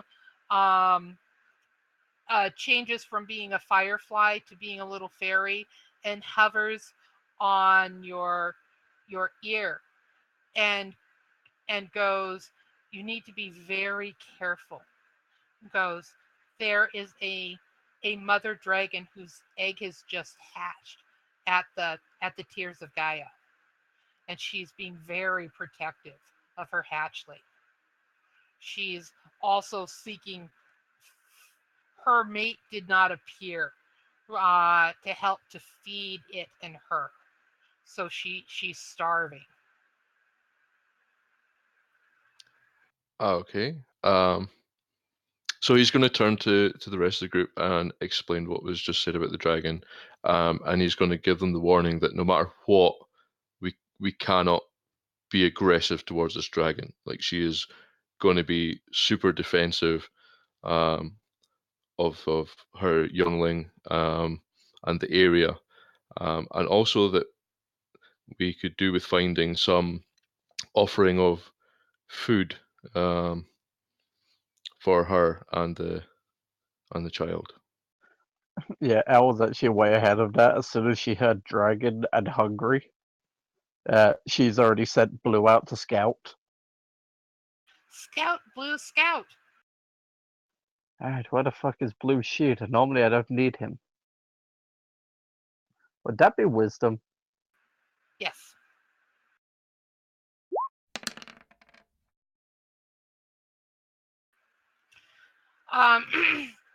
Blue comes back and has found comes back very nervous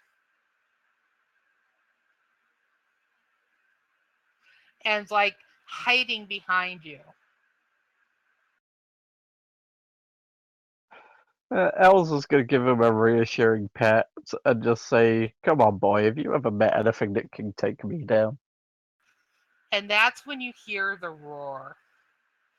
Um, And Elle's gonna double down and pet him again and say, "Come on." and Elle, what kind of animal made that roar?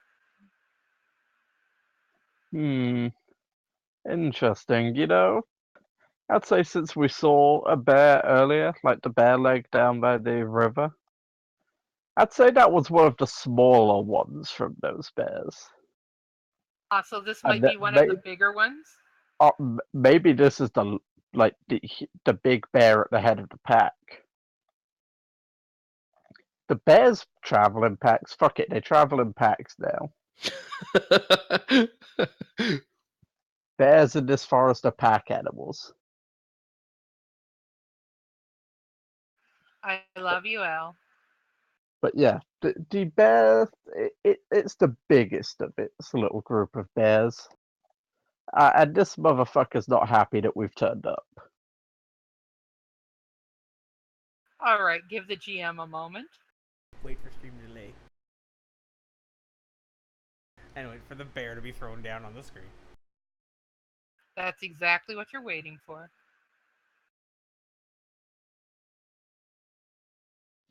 Don't worry, Laurel. I promise to only take one limb next session.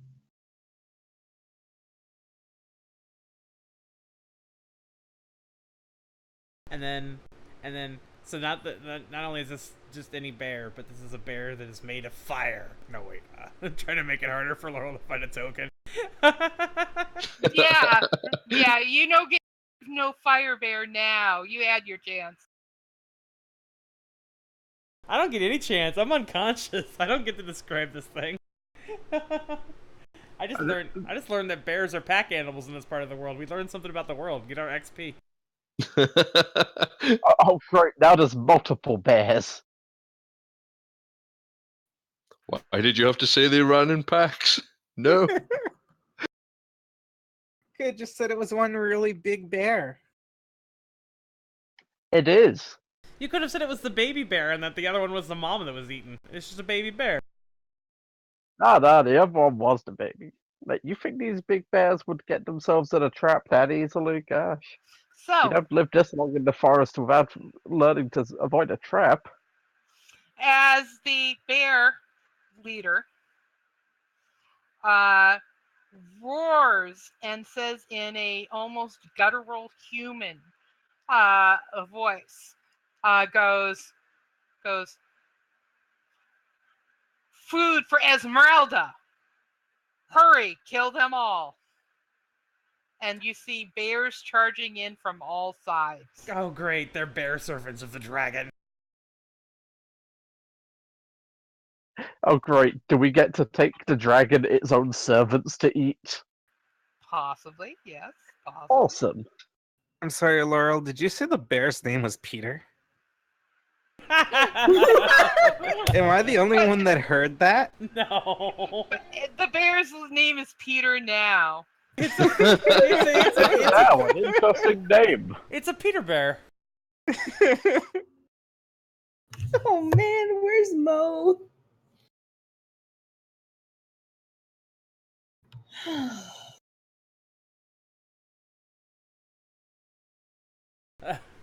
Well, It's all your fault.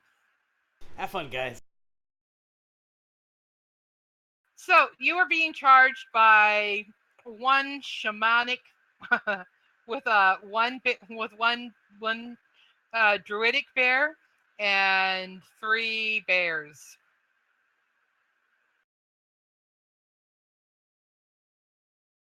You know, Mathin, parlay. Els is gonna look to Mathin and then look to the druidic bear and just say, he one of yours?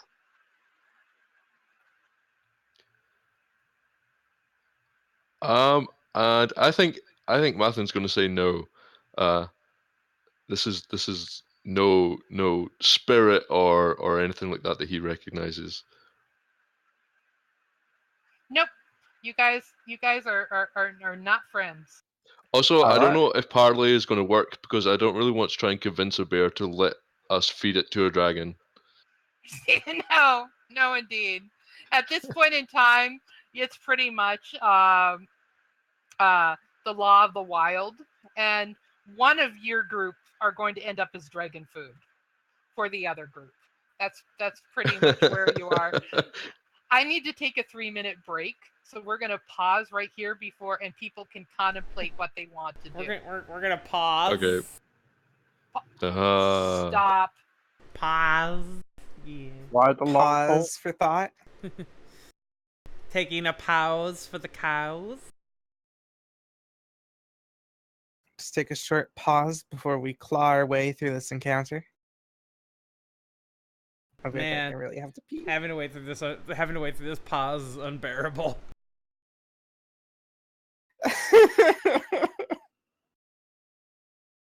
Wow, DS got nuked. I Get was not happy to see Jaylin to I'm the sorry. dragons. I'm Thank sorry. you. This is the first thing that popped into mind too. When Laurel's like, "Well, one group or the other is going to be fed to the dragon." I was like, they could just feed the dragon Jaylin. I will Describe actually to be me right back what as well. Jaylin tastes like.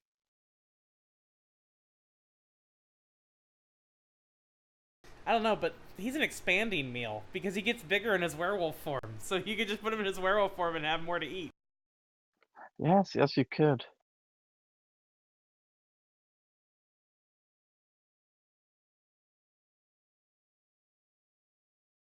Tell me, chat, what do you think Jaylin would taste like? Candy floss. I think at one point we figured out that like the heat that would be generated inside of a person's body expanding at that rate would actually kill them. Like even if you tried to explain like turning into a werewolf through like lycanthropy or metamorphosis or something like that through physics, that the heat actually generated from all of the mass being created would actually kill them first before they finish the change.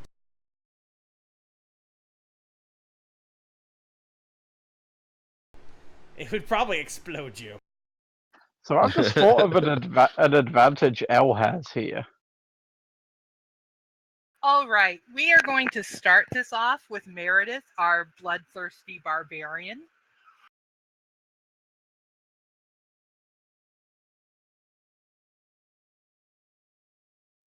I think they may be AFK still.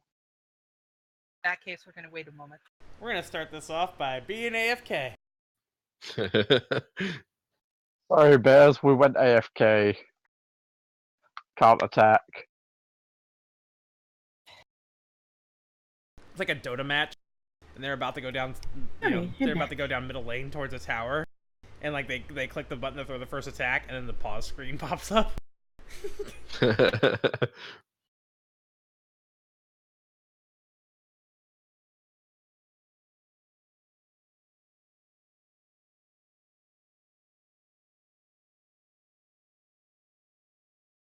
And welcome back, Dio. Thank you. Wait, what if we smoked? Nice to see Kethra awake. What if we smoke bombed each other and then snuck off to go fight Roshan? We'd get the advantage because one of us would have the Aegis, and then even if they killed us, we'd come back to life. Okay, while we're waiting, Laurel, once we've cleansed this temple, last session I leveled up and I took Elemental Mastery, where I can call upon the spirits of an element to help perform a task, and then there's all kind of associated roles and stuff like that. But could I call upon like the spirit of earth and nature to make some kind of clothes for Jaylin that would like knit back together, mend themselves, kind of regrow? I'm going to leave that up to party vote. Who wants Okay. to see Jaylin stay naked longer? I Sorry, mean, Pook, I tried. I do, but I feel like if I say yes, Frank is just gonna like look at me like a total creeper. No, Frank's okay with it. Jaylin is the one that's like, hey, can I not be, My butt's hanging out. Yeah. Yeah, I would think even in the case of that, they'd still have to be like, you'd have to recast it every single time, and it may or may not be the most comfortable thing for him to wear.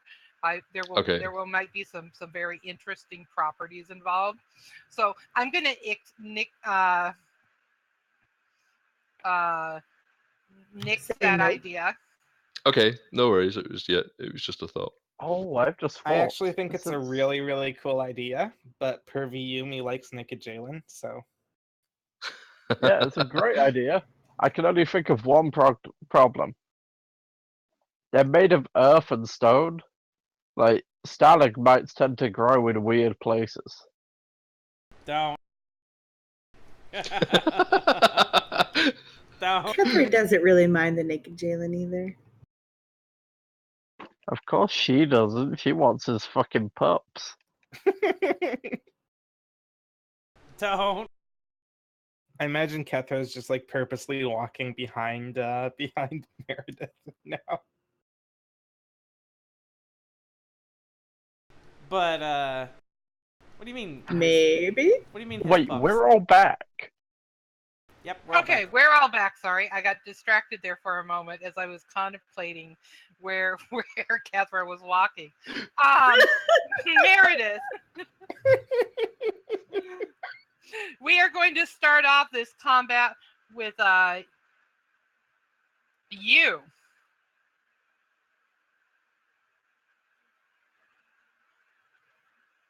All right, I'm going to find a relatively safe place, probably against a tree Mm-hmm. or something, away from the bears, and I'm just gonna plop good old Jaylin on his booty. Make sure that it's a nice flat surface. And plop Jaylin on his booty. I'm gonna take my axe and just kind of stand in front of him, so Jaylin's between me and the tree, and just kind of stand my ground there for the time being, just to make sure that like nothing hurts the unconscious person. Awesome. All right. As she is doing that, Mathin, what are you doing? Okay, so changing into a bear at this point feels like a bad idea. Friendly fire tends to target me at the best of times, so we don't have confusion. So I think I would like to try and change into a mountain lion, please. All right. Roll your wisdom. Wisdom.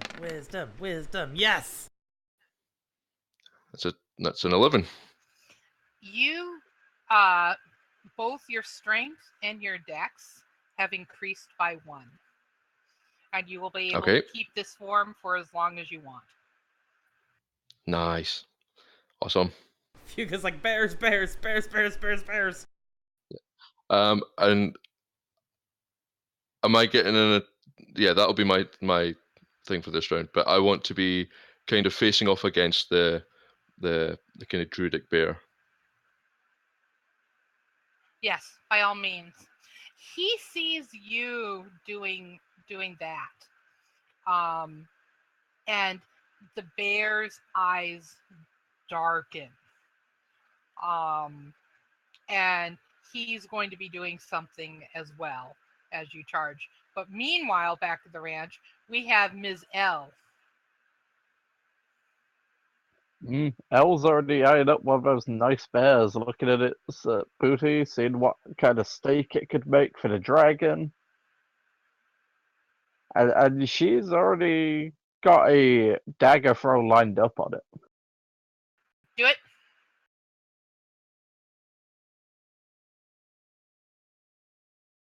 I always keep accidentally closing my character sheet. And that's actually going to be her offhand dagger she throws. All right. You throw with deadly precision. Roll your damage. Well, it's not so much the deadly precision, it's if it survives, it's going to be in so much damn pain it's not going to move.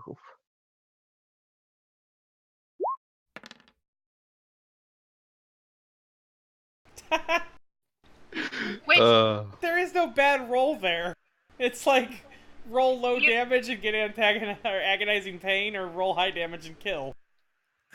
You roll, and this was, you were going after the druidic bear itself, correct? No, I was going after this bear up here. Ah, that bear right think there. it can make some nice rump steak for a dragon.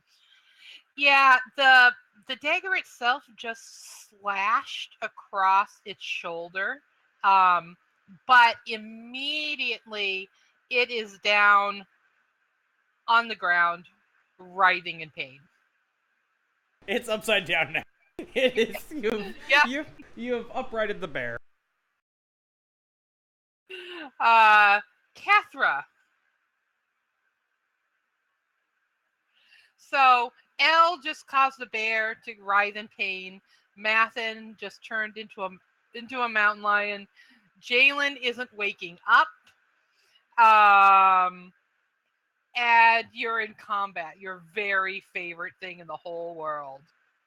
I would actually like to take a moment and cast Bless on Elle to increase her abilities to keep kicking ass and taking names, because we all know Kethra ain't gonna do shit. Are you going to hover in the back protectively over sleeping Jaylin? I absolutely am. Alrighty. Hell yeah. Cast that bless. That is wisdom, yes? Maybe? I Yeah, think pretty so. sure it's wisdom. I think, yeah, I'm wisdom is just your waiting spellcasting for stat. this blast to backfire. Ha! Yep. Congratulations, you now have +1 ongoing, so as long as the battle continues. I, however, will take -1 any cast spell I cast from here on out. So basically, your fairy blessing and your spell effect negate each other for right now. And Awesome. Elle, you are at a +2. Awesome. And back to Merideth. Are there any bears within swiping range of my axe? There can be. There can be one to the left of you and one to the side of you. Or I guess both to the side. You know what I mean. Right. Let's see here.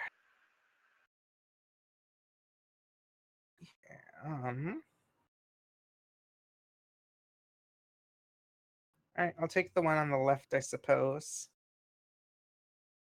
Just kind of make sure that Jaylin is fully covered as I go in for a swing.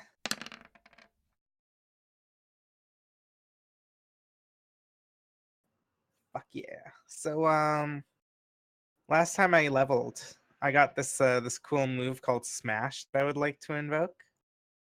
Invoke it. Read to me what it does. When you hack and slash on a 12 plus, deal your damage and choose something physical your target has. The examples it gives are a weapon, their position, a limb, and they lose it. Okay. I would like to take this bear's front paw, please. Like its front arm, really. Roll the damage. Does this mean that Oh. Meredith has the right to bear arms? Yes, Meredith does have the right to bear arms. That was so terrible. You have your paw. It is a very dead bear. It you struck it in such a way that the arm like hit the air, and you caught it in your hand, like you just held your other offhand up, and it landed neatly in your hand. Nice. I'm gonna drop it. I don't actually want it. I just want to take the fucking arm off of it. Oh, I thought you were going to start beating the bear with it now. I mean, I could. I don't know. Is my axe two-handed? I think it is. Yeah. Yeah. Yeah, but the bear Sadly, I isn't. cannot. That was terrible. So mean. The bear druid, having seen these things happen so quickly,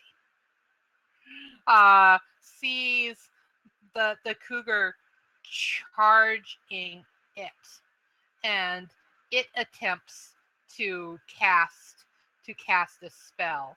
And Mathin, roll your, which is your wisdom is higher than your constitution, isn't it? Yes.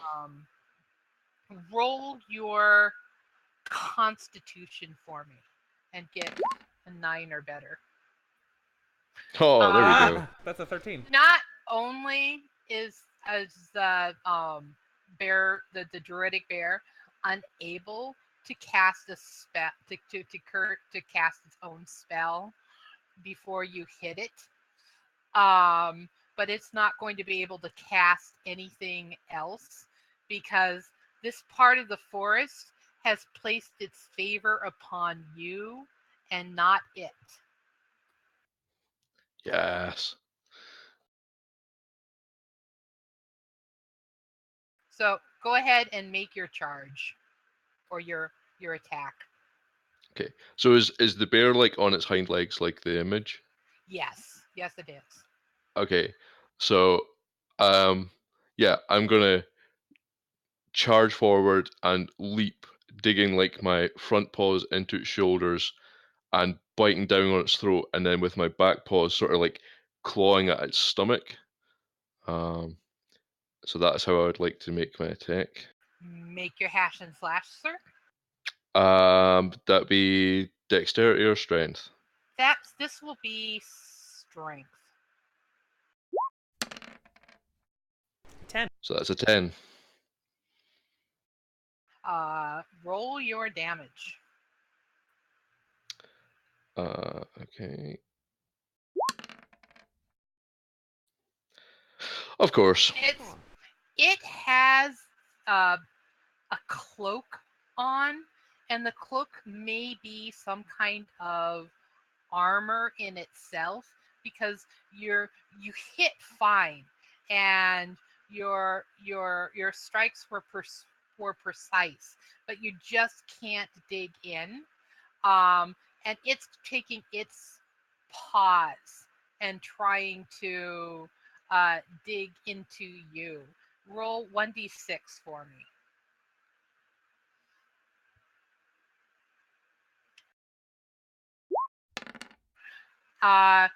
It, however, does the same amount of damage to you that you did to it, where you have it. Well, neither of you hurt each other very much. Yeah, I have one armor anyway, so Yeah, did nothing. Yeah, exactly. So did it. So it's basically you guys just nicked each other without anything happening. Okay. Elle, there's a bear left. There's one healthy bear, and there's one bear screaming in pain. I'm gonna leave that bear there for a bit longer. You know, it's not going anywhere. It is just in far too much pain. And Mathin seems to be in trouble as usual. I'm gonna go over and assist. Excellent. The bear has its back to you. Okay, I'm gonna go take a backstab.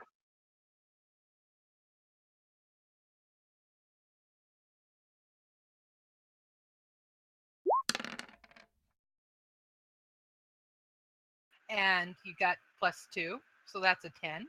Roll your damage. Yep. And that's a D8 plus a D6.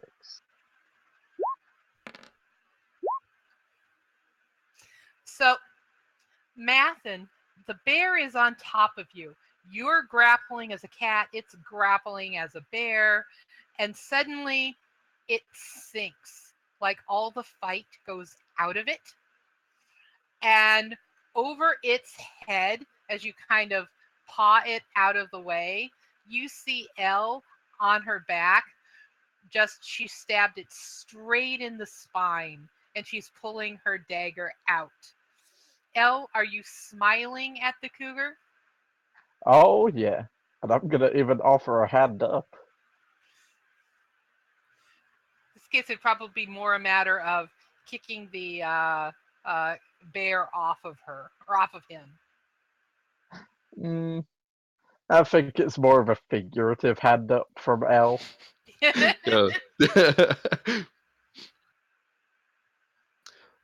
Yeah. So Mathin is gonna climb to his feet and kind of shake himself off a little bit after just being squished by a big bear, and yeah, just kind of nod in Elle's direction as a thank you. As its leader was killed, bear down here starts trying to run away.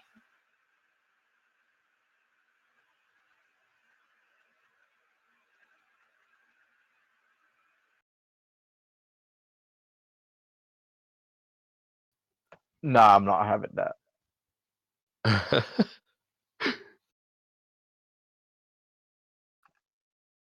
Can What I are you have going to do? Blue knock it off of its feet while Elle actually stabs it?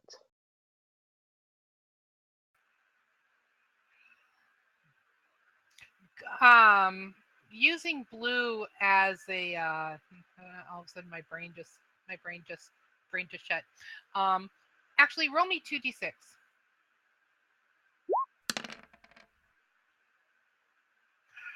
Blue goes to Harry the bear and kind of crashes into it, so it doesn't get any further away.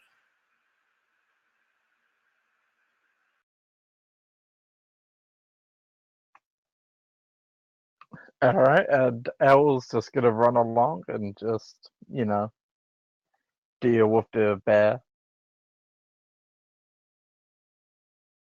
At this point in time, that can be a coup. Yeah, I was going to say you don't even have to roll for it.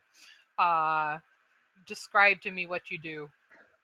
She's gonna respect the spirits of the forest and make it a quick death and just dagger straight in the brain to just end it. Okay. All the bears are basically being put down pretty mercifully and quickly. I take it then, we'll just say? Both of them? Yeah. Works for me. All right, folks. You have dead bears, and when you killed the druid, it did transform into an elf, and it had a bear cloak on, and you can use that cloak on Jaylin.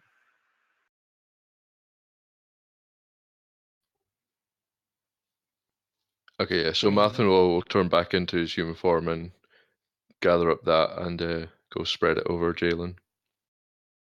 Meanwhile, Elle's dragging a big bear back to the group. Just I imagine with Blue on the other side trying to push it. Merideth, in your life as a barbarian, I would imagine you butchered animals for food all the time. I butchered animals for fun all the time. So, you are probably the one that has the most hands-on experience with how to just cut up these bears for easy transport. Before Meredith starts work on the bear that was poisoned, Mathin's going to turn to Elle and say, "Do we need to be worried about feeding that one to the dragon?"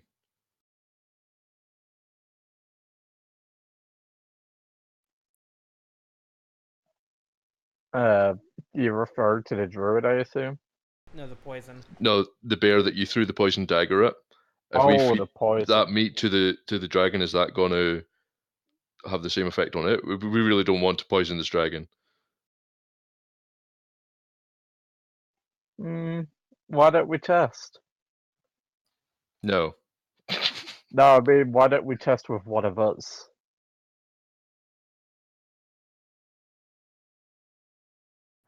And at that moment, Meredith will take a bite. It tastes like normal raw bear, and there is no effect from the poison. Meredith will continue chewing and give a nice big thumbs up. Seems it's safe. And Mathin's just going to say thank you to Meredith for being the one to do that and say to carry on. And Elle's just going to take a little note in her poison book.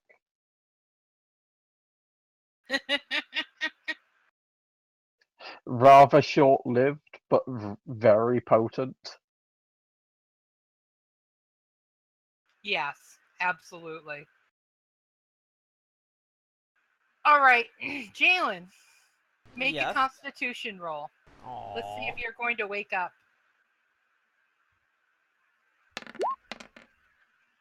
Yeah. Yay! Yeah, he's awake.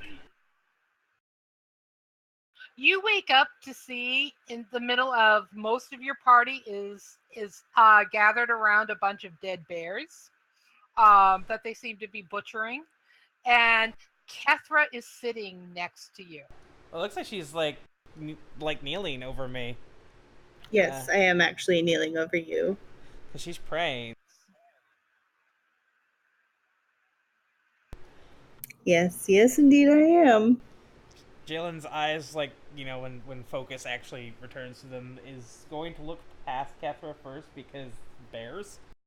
Like, just like Bears. This bear shape, you know? Hey, Mike, thanks for the host. And not really ask about that, and then his gaze is going to fall on Kethra, who's praying. And as much as he doesn't want to interrupt that, he's going to. He's going to actually reach up and pull her down to him into a kiss. Whoa. I did not see that coming. Mm-hmm. I'm fangirling a little bit right now. And when he lets go, he goes, "It's good to see you're okay." And Kethra turns bright red. And she just smiles and says, "I am so glad you're all right."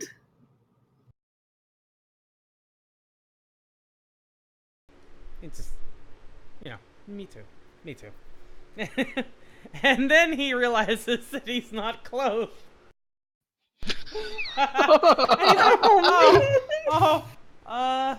He goes, Roll to see how erect he is. No, we're not doing Yes! No, remember, you've got the bear cloak. I spread the bear cloak over you. Yeah, but like that's not his clothes, and he's just like No. now kind of Yeah. making himself smaller under it and just going, "Excuse me." Just kind of looking. It's like, does this cover enough? I'm very, yeah. very strongly resisting the urge to make a joke of the fact that you just said he's making an effort to grow smaller.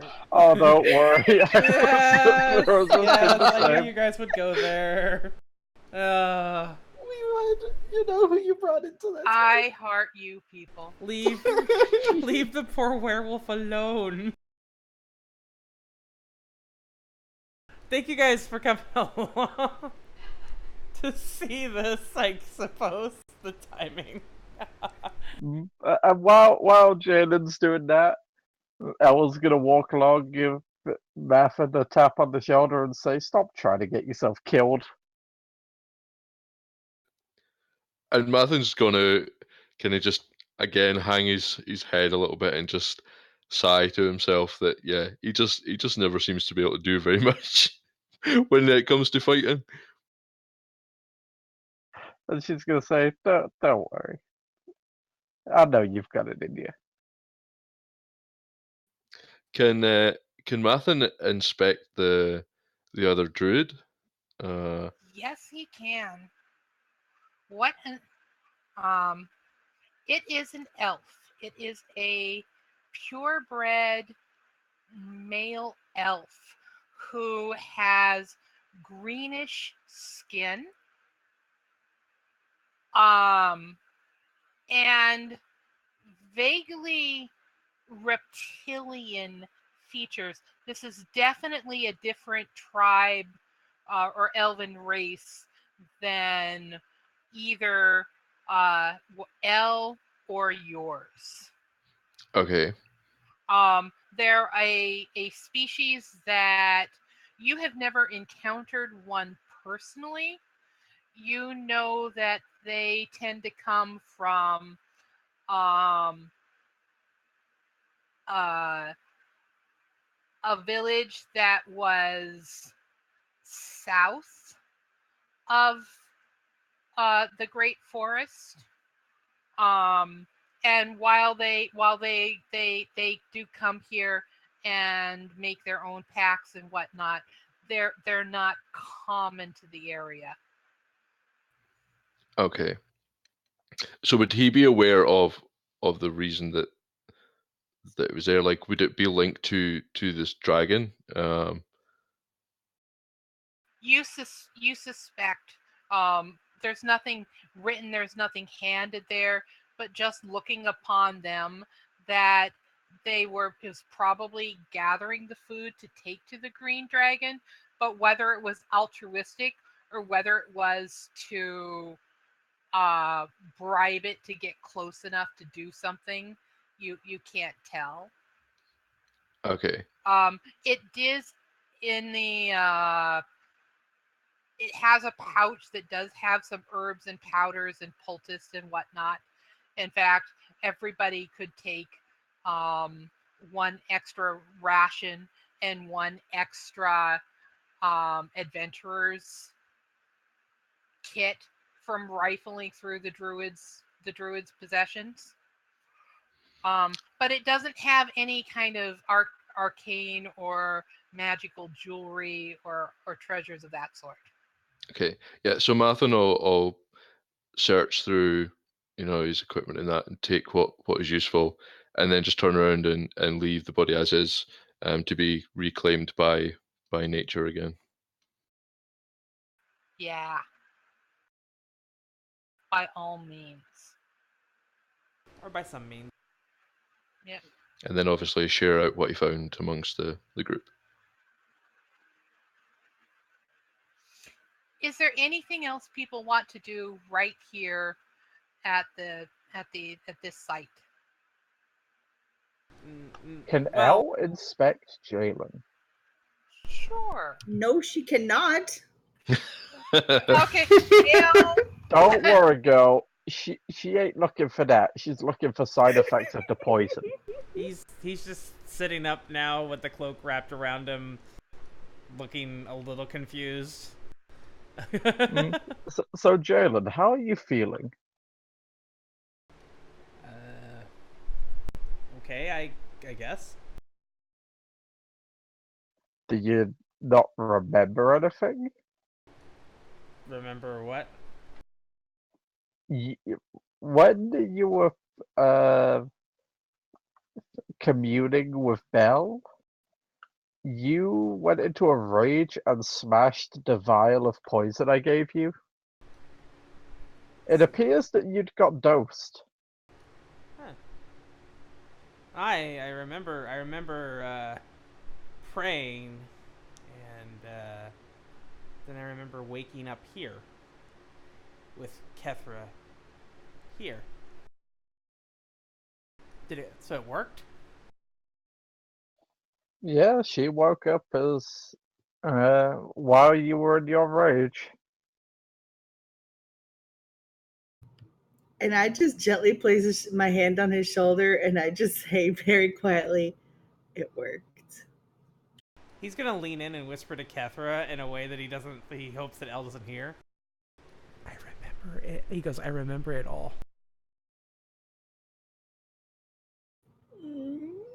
That's so cute.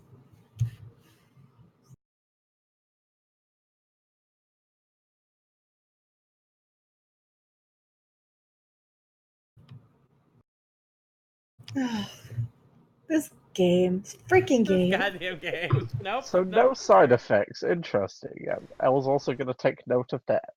Yeah, he seems okay. Like, he doesn't seem like he doesn't sense anything off about himself.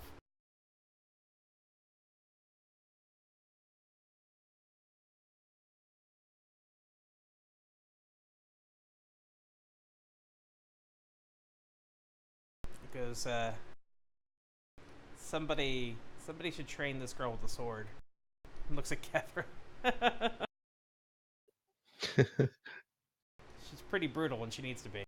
Resilient souls, I salute you! She is. Oh boy, And I tequila. like that about her. Oh, tequila! Thank you for the host. Nice.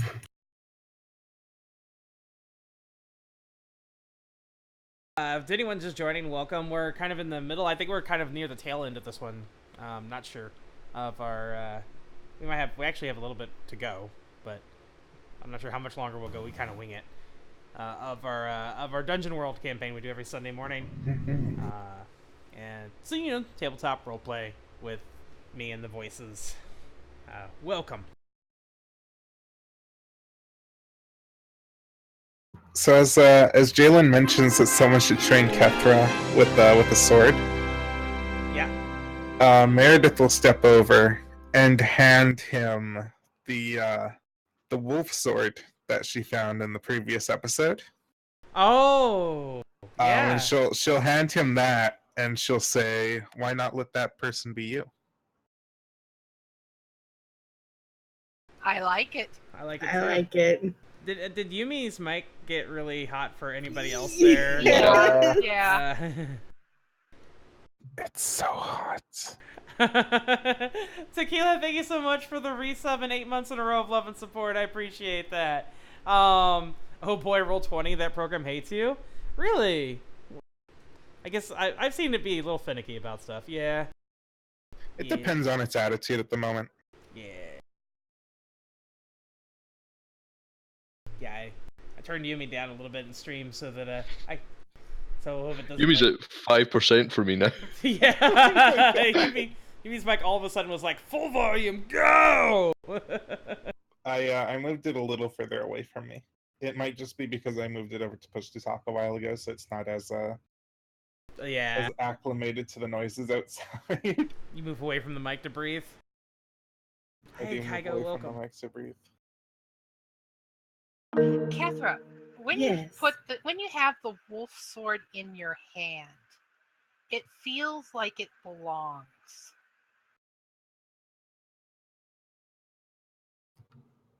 Okay. I can dig this.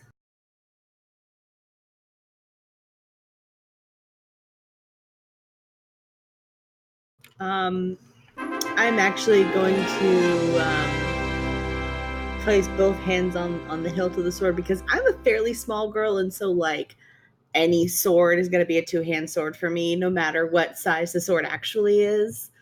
And I just kind of swing it around. I'm like, this is cool. Her swings are definitely inexperienced, Jaylin, Uh-huh. but there's nothing foolish about it. It's as you do sense that Kethra actually has some real potential with that weapon. Yeah, he's what's gonna follow is a scene where he's going to move to stand behind her and correct her stance. Like a guy teaching a chick how to play pool at a bar. Yes. Oh my Yes, god. that's exactly what came to my mind. Yep. Oh my yeah. god, this is amazing.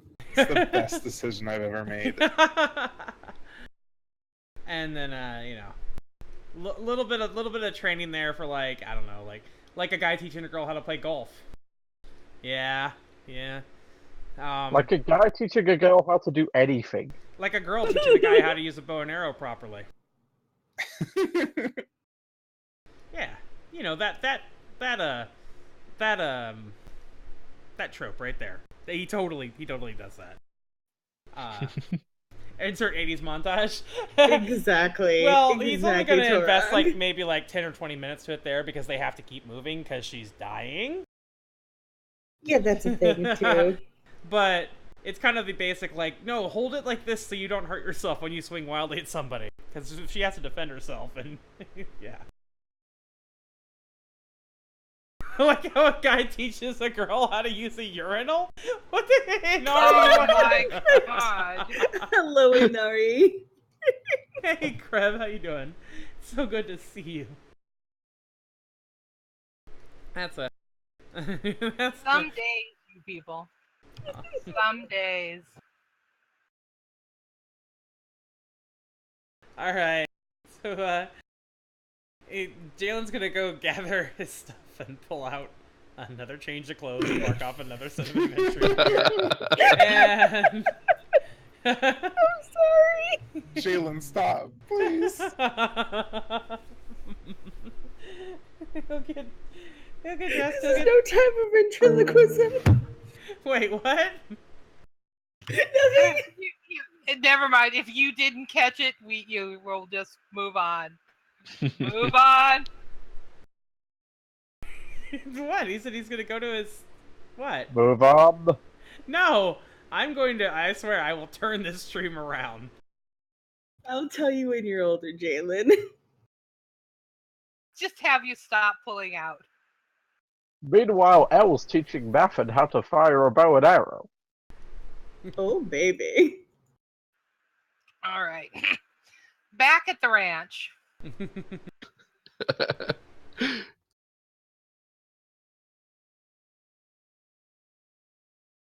You guys continue on. You are packed with bear meat. That now you stop. I think we where might is- be nearing the end of our sanity. Where's Mistoso? Where's Mistoso right now? I demand he get in this chat. Hold on, I'm gonna go message him.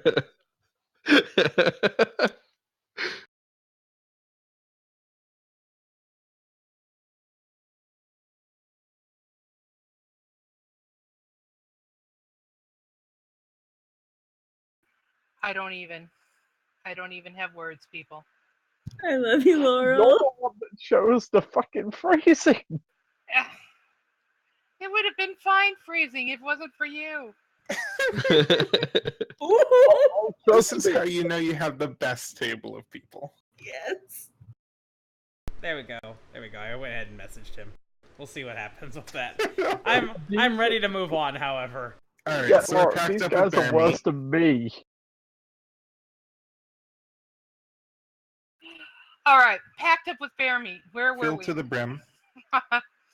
We are moving down, and it's going to be morning.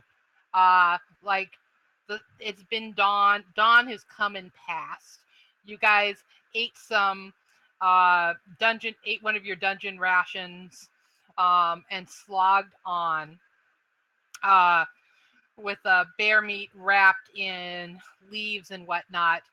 And you come upon the unmistakable sign of a huge, the blue-green pool of water where everything is just rippling with vitality and nature magic.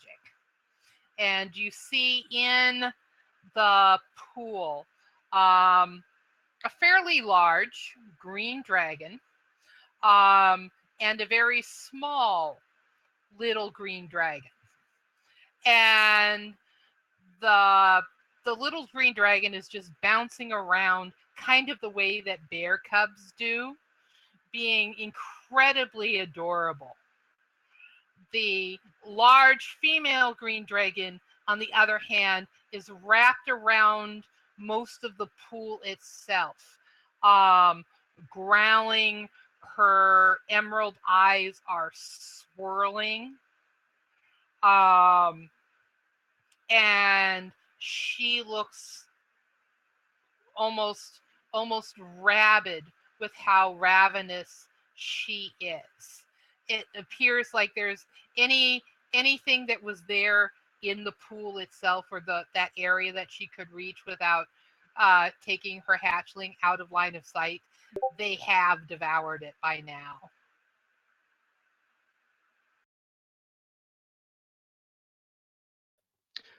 Does Mathin have any way to communicate with this dragon? Like, are they able to understand? Mathin and Elle can. Elves can speak to dragons. That's Yeah, we right. learned that. That's right. Okay. Jaylin was like, so when I was out, we decided we were going to feed a dragon? And Mathin's going to explain The fairy. that the dragon has just had the youngling, but that the mate did not return with any food, and as she is currently guarding the pool that we need, that we decided to bring an offering. And Elle's just gonna take one of the packs of bear meat and just start approaching the dragon. This is the perfect opportunity for a parlay roll. Ah, sweet. One of the things that Elle's good at. Parlay! And not the game in Final Fantasy XIV. Said everybody No. forgets exists. Apparently, Elle's really not good at parlay, although I do have a +2. No, you just have a +1. The battle's over. I get a +1. Take your Ah. experience. Yeah. Oh, this is gonna be one hell of an experience. I'm approaching a dragon. You're approaching a dragon packed with bear meat. You smell a bear, a fresh raw bear. Raw bear.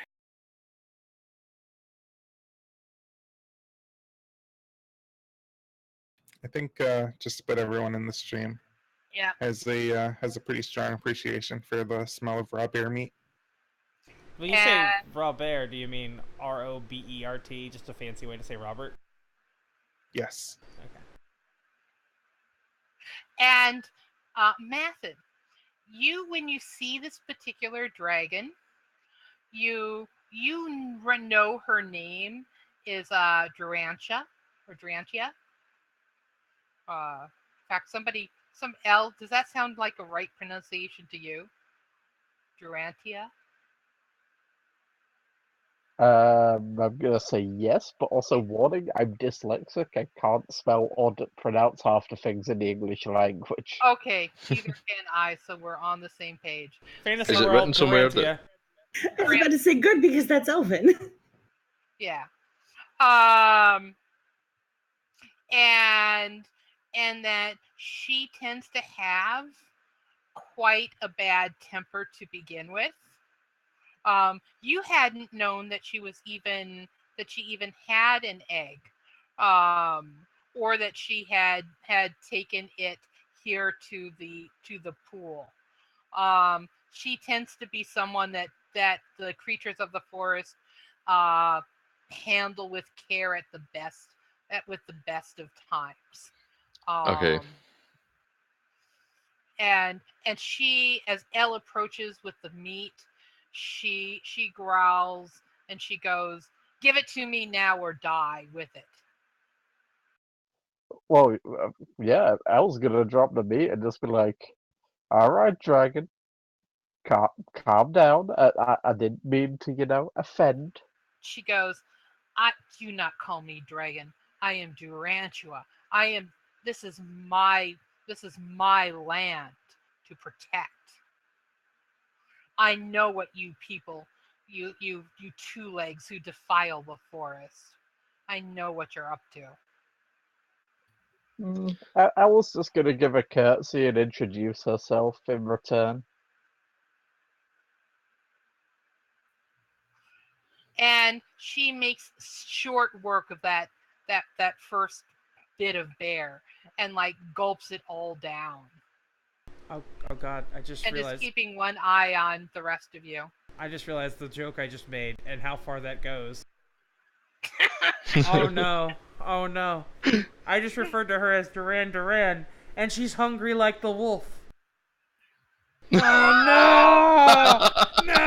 No! Fired. You're no longer. So at this point, Mathin drops out the bear meat that he's been holding, and he whispers to everyone else in the group to pile up their meat alongside his, and to move away from it.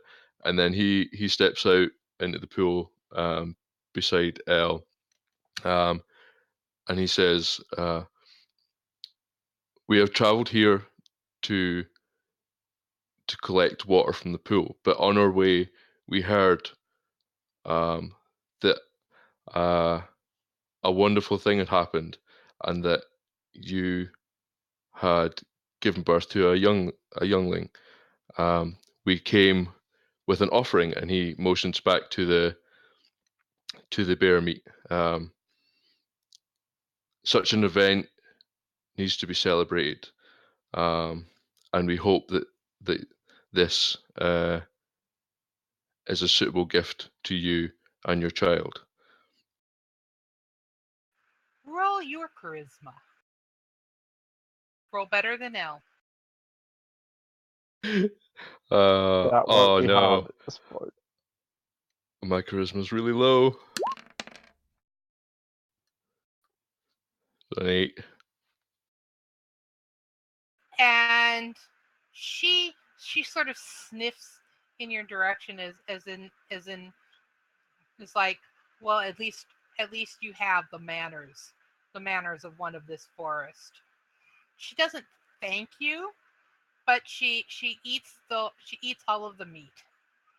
And the little baby dragon smells it and comes waddling out of the water, is kind of shaking itself off, and it heads straight for Kethra.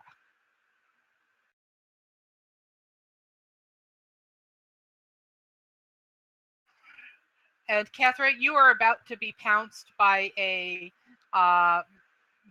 dragon that is about the same size as Blue. Oh man, my internal monologue is saying, "Oh my god, a dragon!" But I'm like, that's not a good idea. Jaylin is standing beside Kethra, but is not making a move.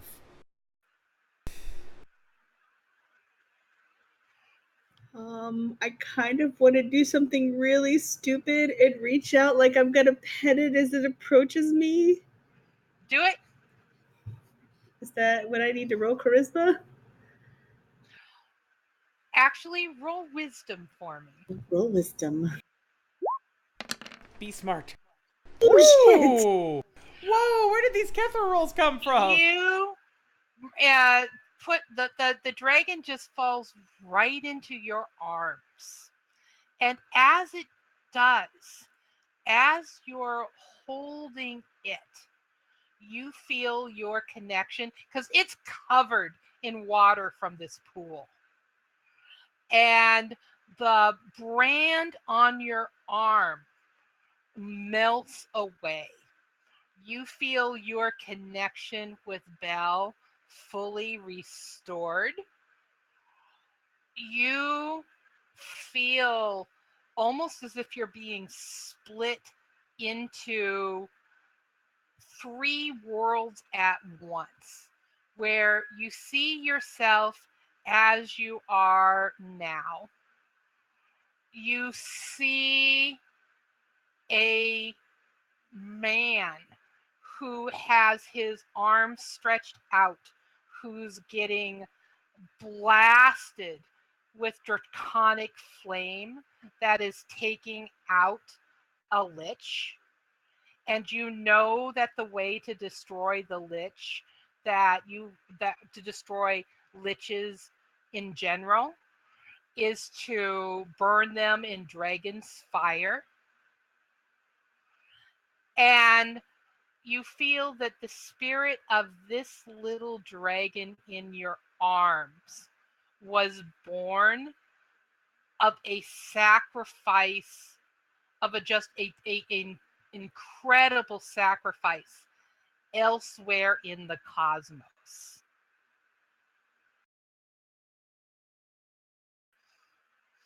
And you get a moment to digest all of that. Whoa. Wait, Laurel, is that what Yeah. I'm thinking it is? Oh, Yeah. that is exactly what you think that is.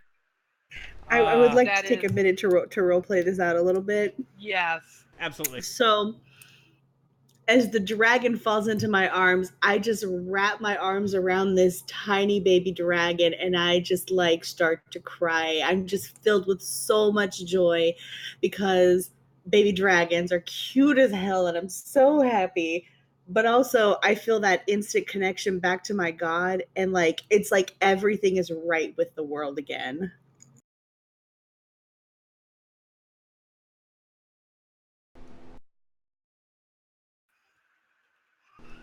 And so you guys see Kethra breaking down, but it's with tears of joy. And the mother dragon whips her head around like literally like a bare limb hanging from her jaw. But she's watching her little one, and she's watching Kethra, and she just proceeds to continue to munch and leaves them in peace.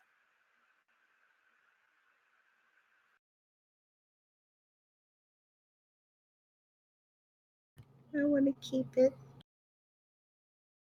Aw.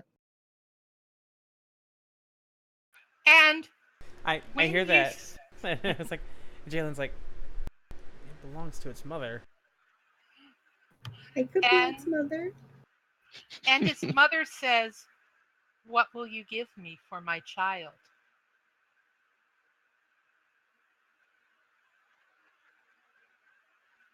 Oh, snap.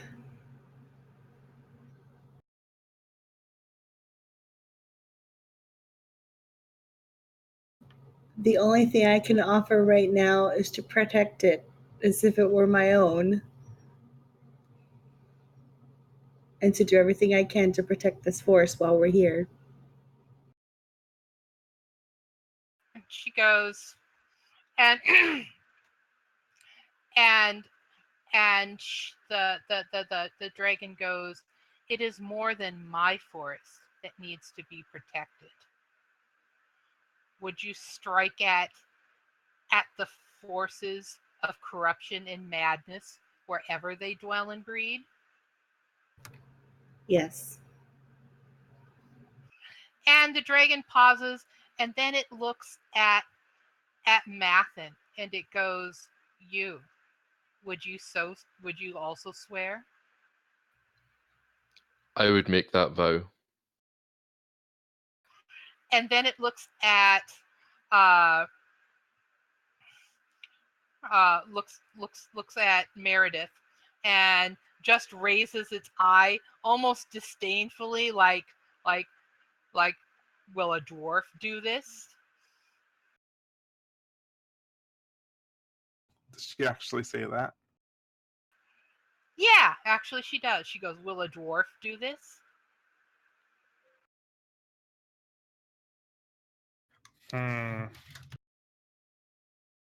Meredith will pause for a moment and look at this dragon right in its eye.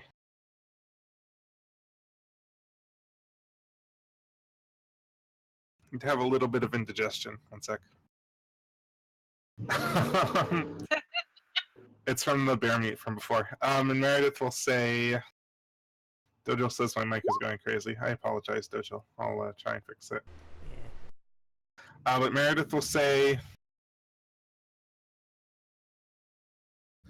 I'm not long for this world, but I do stop corruption wherever it lurks while I still draw breath. And she goes, "No, you are not long for this world, but I will accept I will accept your offer for now." And I go, "It will be bestowed upon another in the future." And then she looks at Jaylin. Jaylin looks back. He goes, will you swear to fight against the corruption and the madness and protect my child?"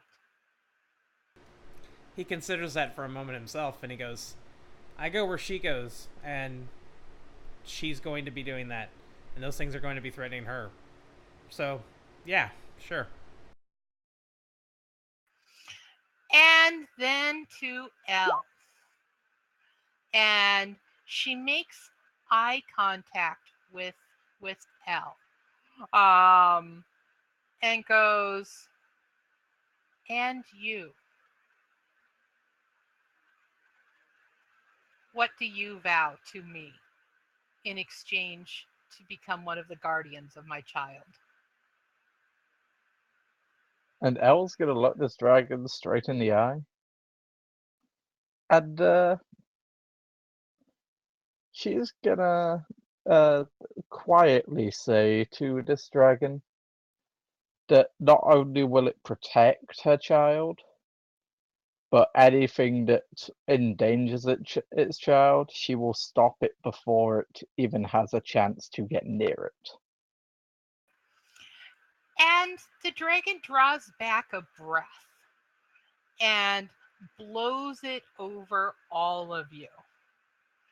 And you feel a ripple.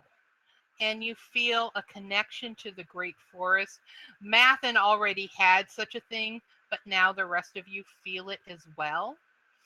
And you see an image of a huge, giant world tree. And where this dragon normally wraps herself around it in a protective manner, where she's guarding a natural gateway between this world and others, but that she had removed herself from it. And you see an image of a battle that was going on with a creature much like the one that you had faced in the temple, where other people were victorious against it and had saved it's basically saved her on another plane where she's an avatar of one force and they saved the avatar of another force. But in that world, they already all had their own patrons, but she's becoming the patron of the entire party. And as she blows on that little dragon, it turns into a 6 or 7 year old boy with blonde hair, just really unkempt hair. And she says, this is Iago, and you will protect him. And she vanishes, and she goes back to her world tree.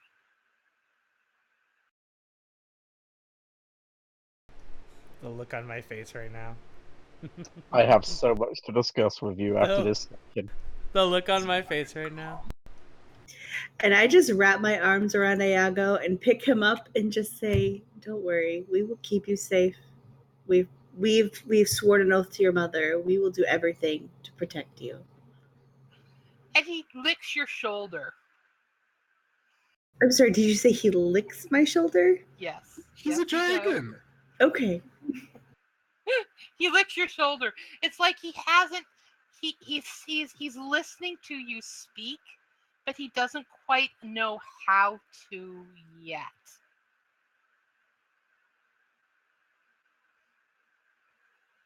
And but he smiles almost mischievously at you after licking you. You'd think it was adorable if he was a dragon. Just saying. And I just look back at him and I say, "You're going to be trouble, aren't you?" And I just mischievously smile back at him. Yes, and he smiles. His look is even more mischievous, and his eyes twinkle. And I just look over at Jaylin and say, "I think we're in for some interesting adventures ahead of us." Yeah, congratulations on your new, dragon boy thing. Hi. And he sticks out his tongue at Jaylin. Jaylin reaches in and messes up his hair even more.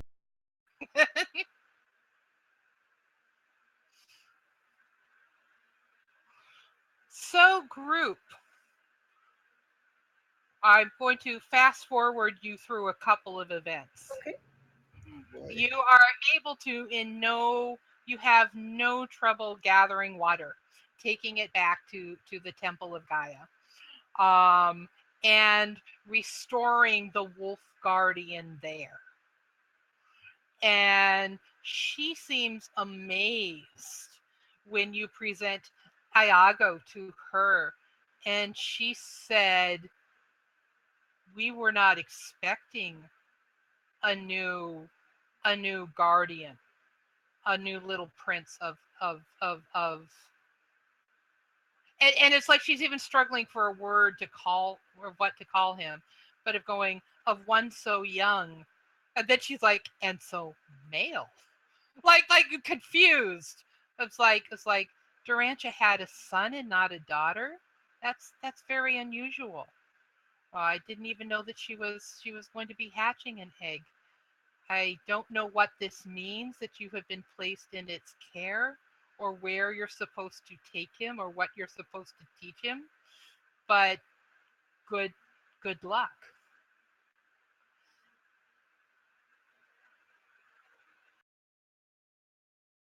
Just out of character a sec. Elle is so gonna teach that dragon to be a thief.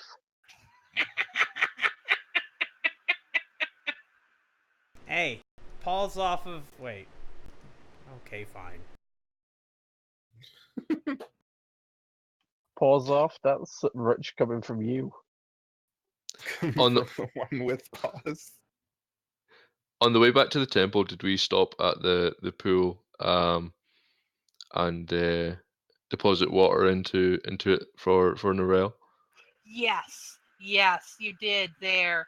And her pool just grows bigger and wider, and she grows in strength and health herself.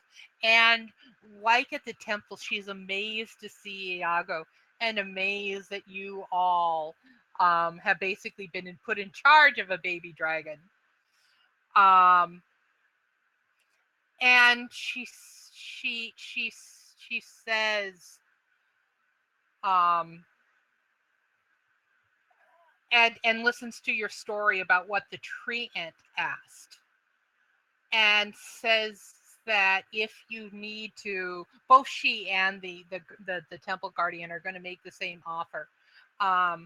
If you're going to the south to fight the orcs, and if something goes wrong and you need to retreat back to her, she will absolutely give you guys sanctuary, or look after Iago for a day if you need to do that. And she tells you that there is a road through the forest from the temple that goes down straight the way of the orc encampment. That it is something that they had managed, the servants of the Devourer, to actually create and maintain a road all the way to the temple.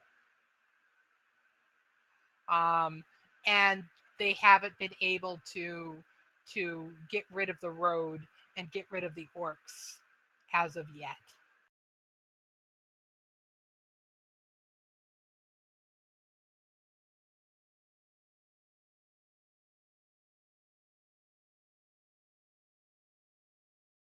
And feel free to ask the Naiad any other questions.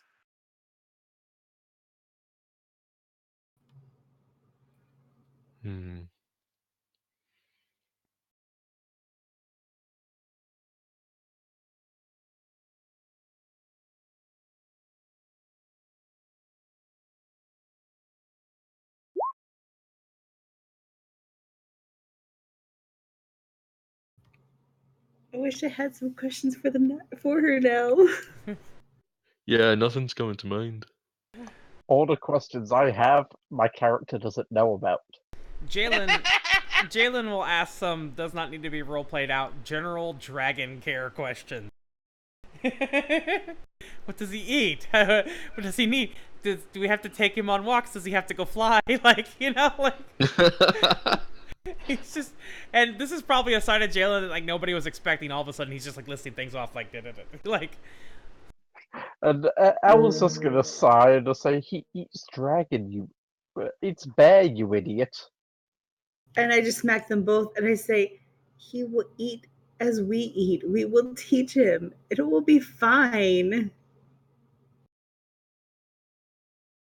Ow. Damn it, Kethra. Give me a warning next time. I didn't hit you that hard, you bunch of wusses.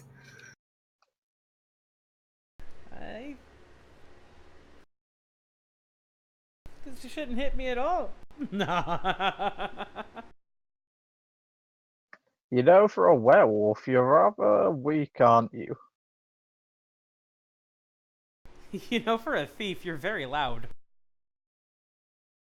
And that's what makes us the group we are. Oh, Dajel, she is not going to treat this child as a pet. Like, she literally has just decided that she is adopting this child as her own until such a time that it has to leave her. Like, this is her child now.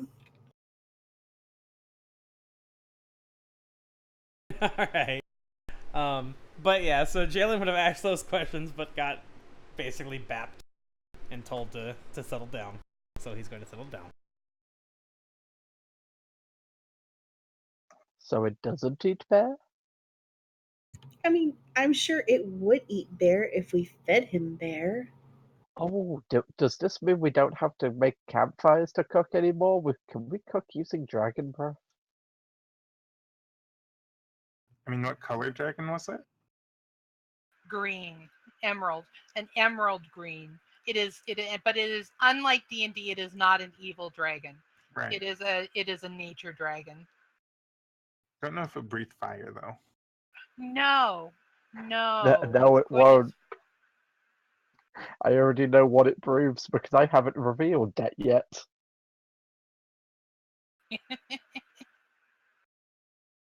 Uh-oh. There are secrets at this table. And I will Secrets. and I will unearth them all. Secrets? Secrets? Us and Secrets? secrets? I can't imagine us having secrets. No. So Jaylin suggests that perhaps Nonsense. they make camp one more time to prepare for going to scout out these orcs. It sounds like the orcs has the Keep it next in your pants. one. That's a very good call, especially since some of you have not slept. So we are going to have a I couple just of woke days. up. I know, I'm not saying you have to sleep, but between now and next week, I'm going to recommend that people do some off-panel role play, and I will be available to do that with you as well. And we're just going to camp here, and camp here today might mean more than one day here at the springs after recovering from the actually, I'll give you a choice. Do you want to camp at the springs? Do you want to camp at the temple? Do you want to camp with the Nyads? Do you want to camp back at camp? I would like to camp with the Nyads. She's offered us protection. She's offered us someplace safe. So I would say that would probably be the best bet. There you go. And the temple's just literally right over there, so it's easy to do.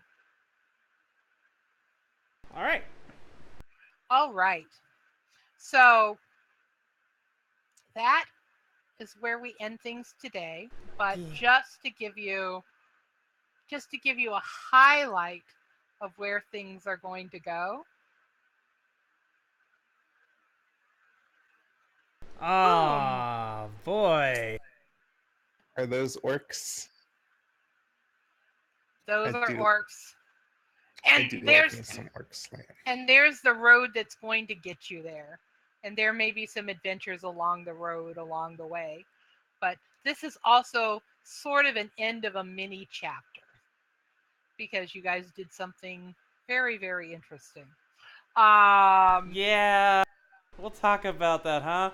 But not in Yeah. front of the audience because Of course you guys not. are going to have to tune in next week. And it's Oh, no. Sunday at 9 a.m. Pacific to find out what happens next. Guys, I want to say thank you for tuning in. I'm going to go ahead and wrap up here for the day.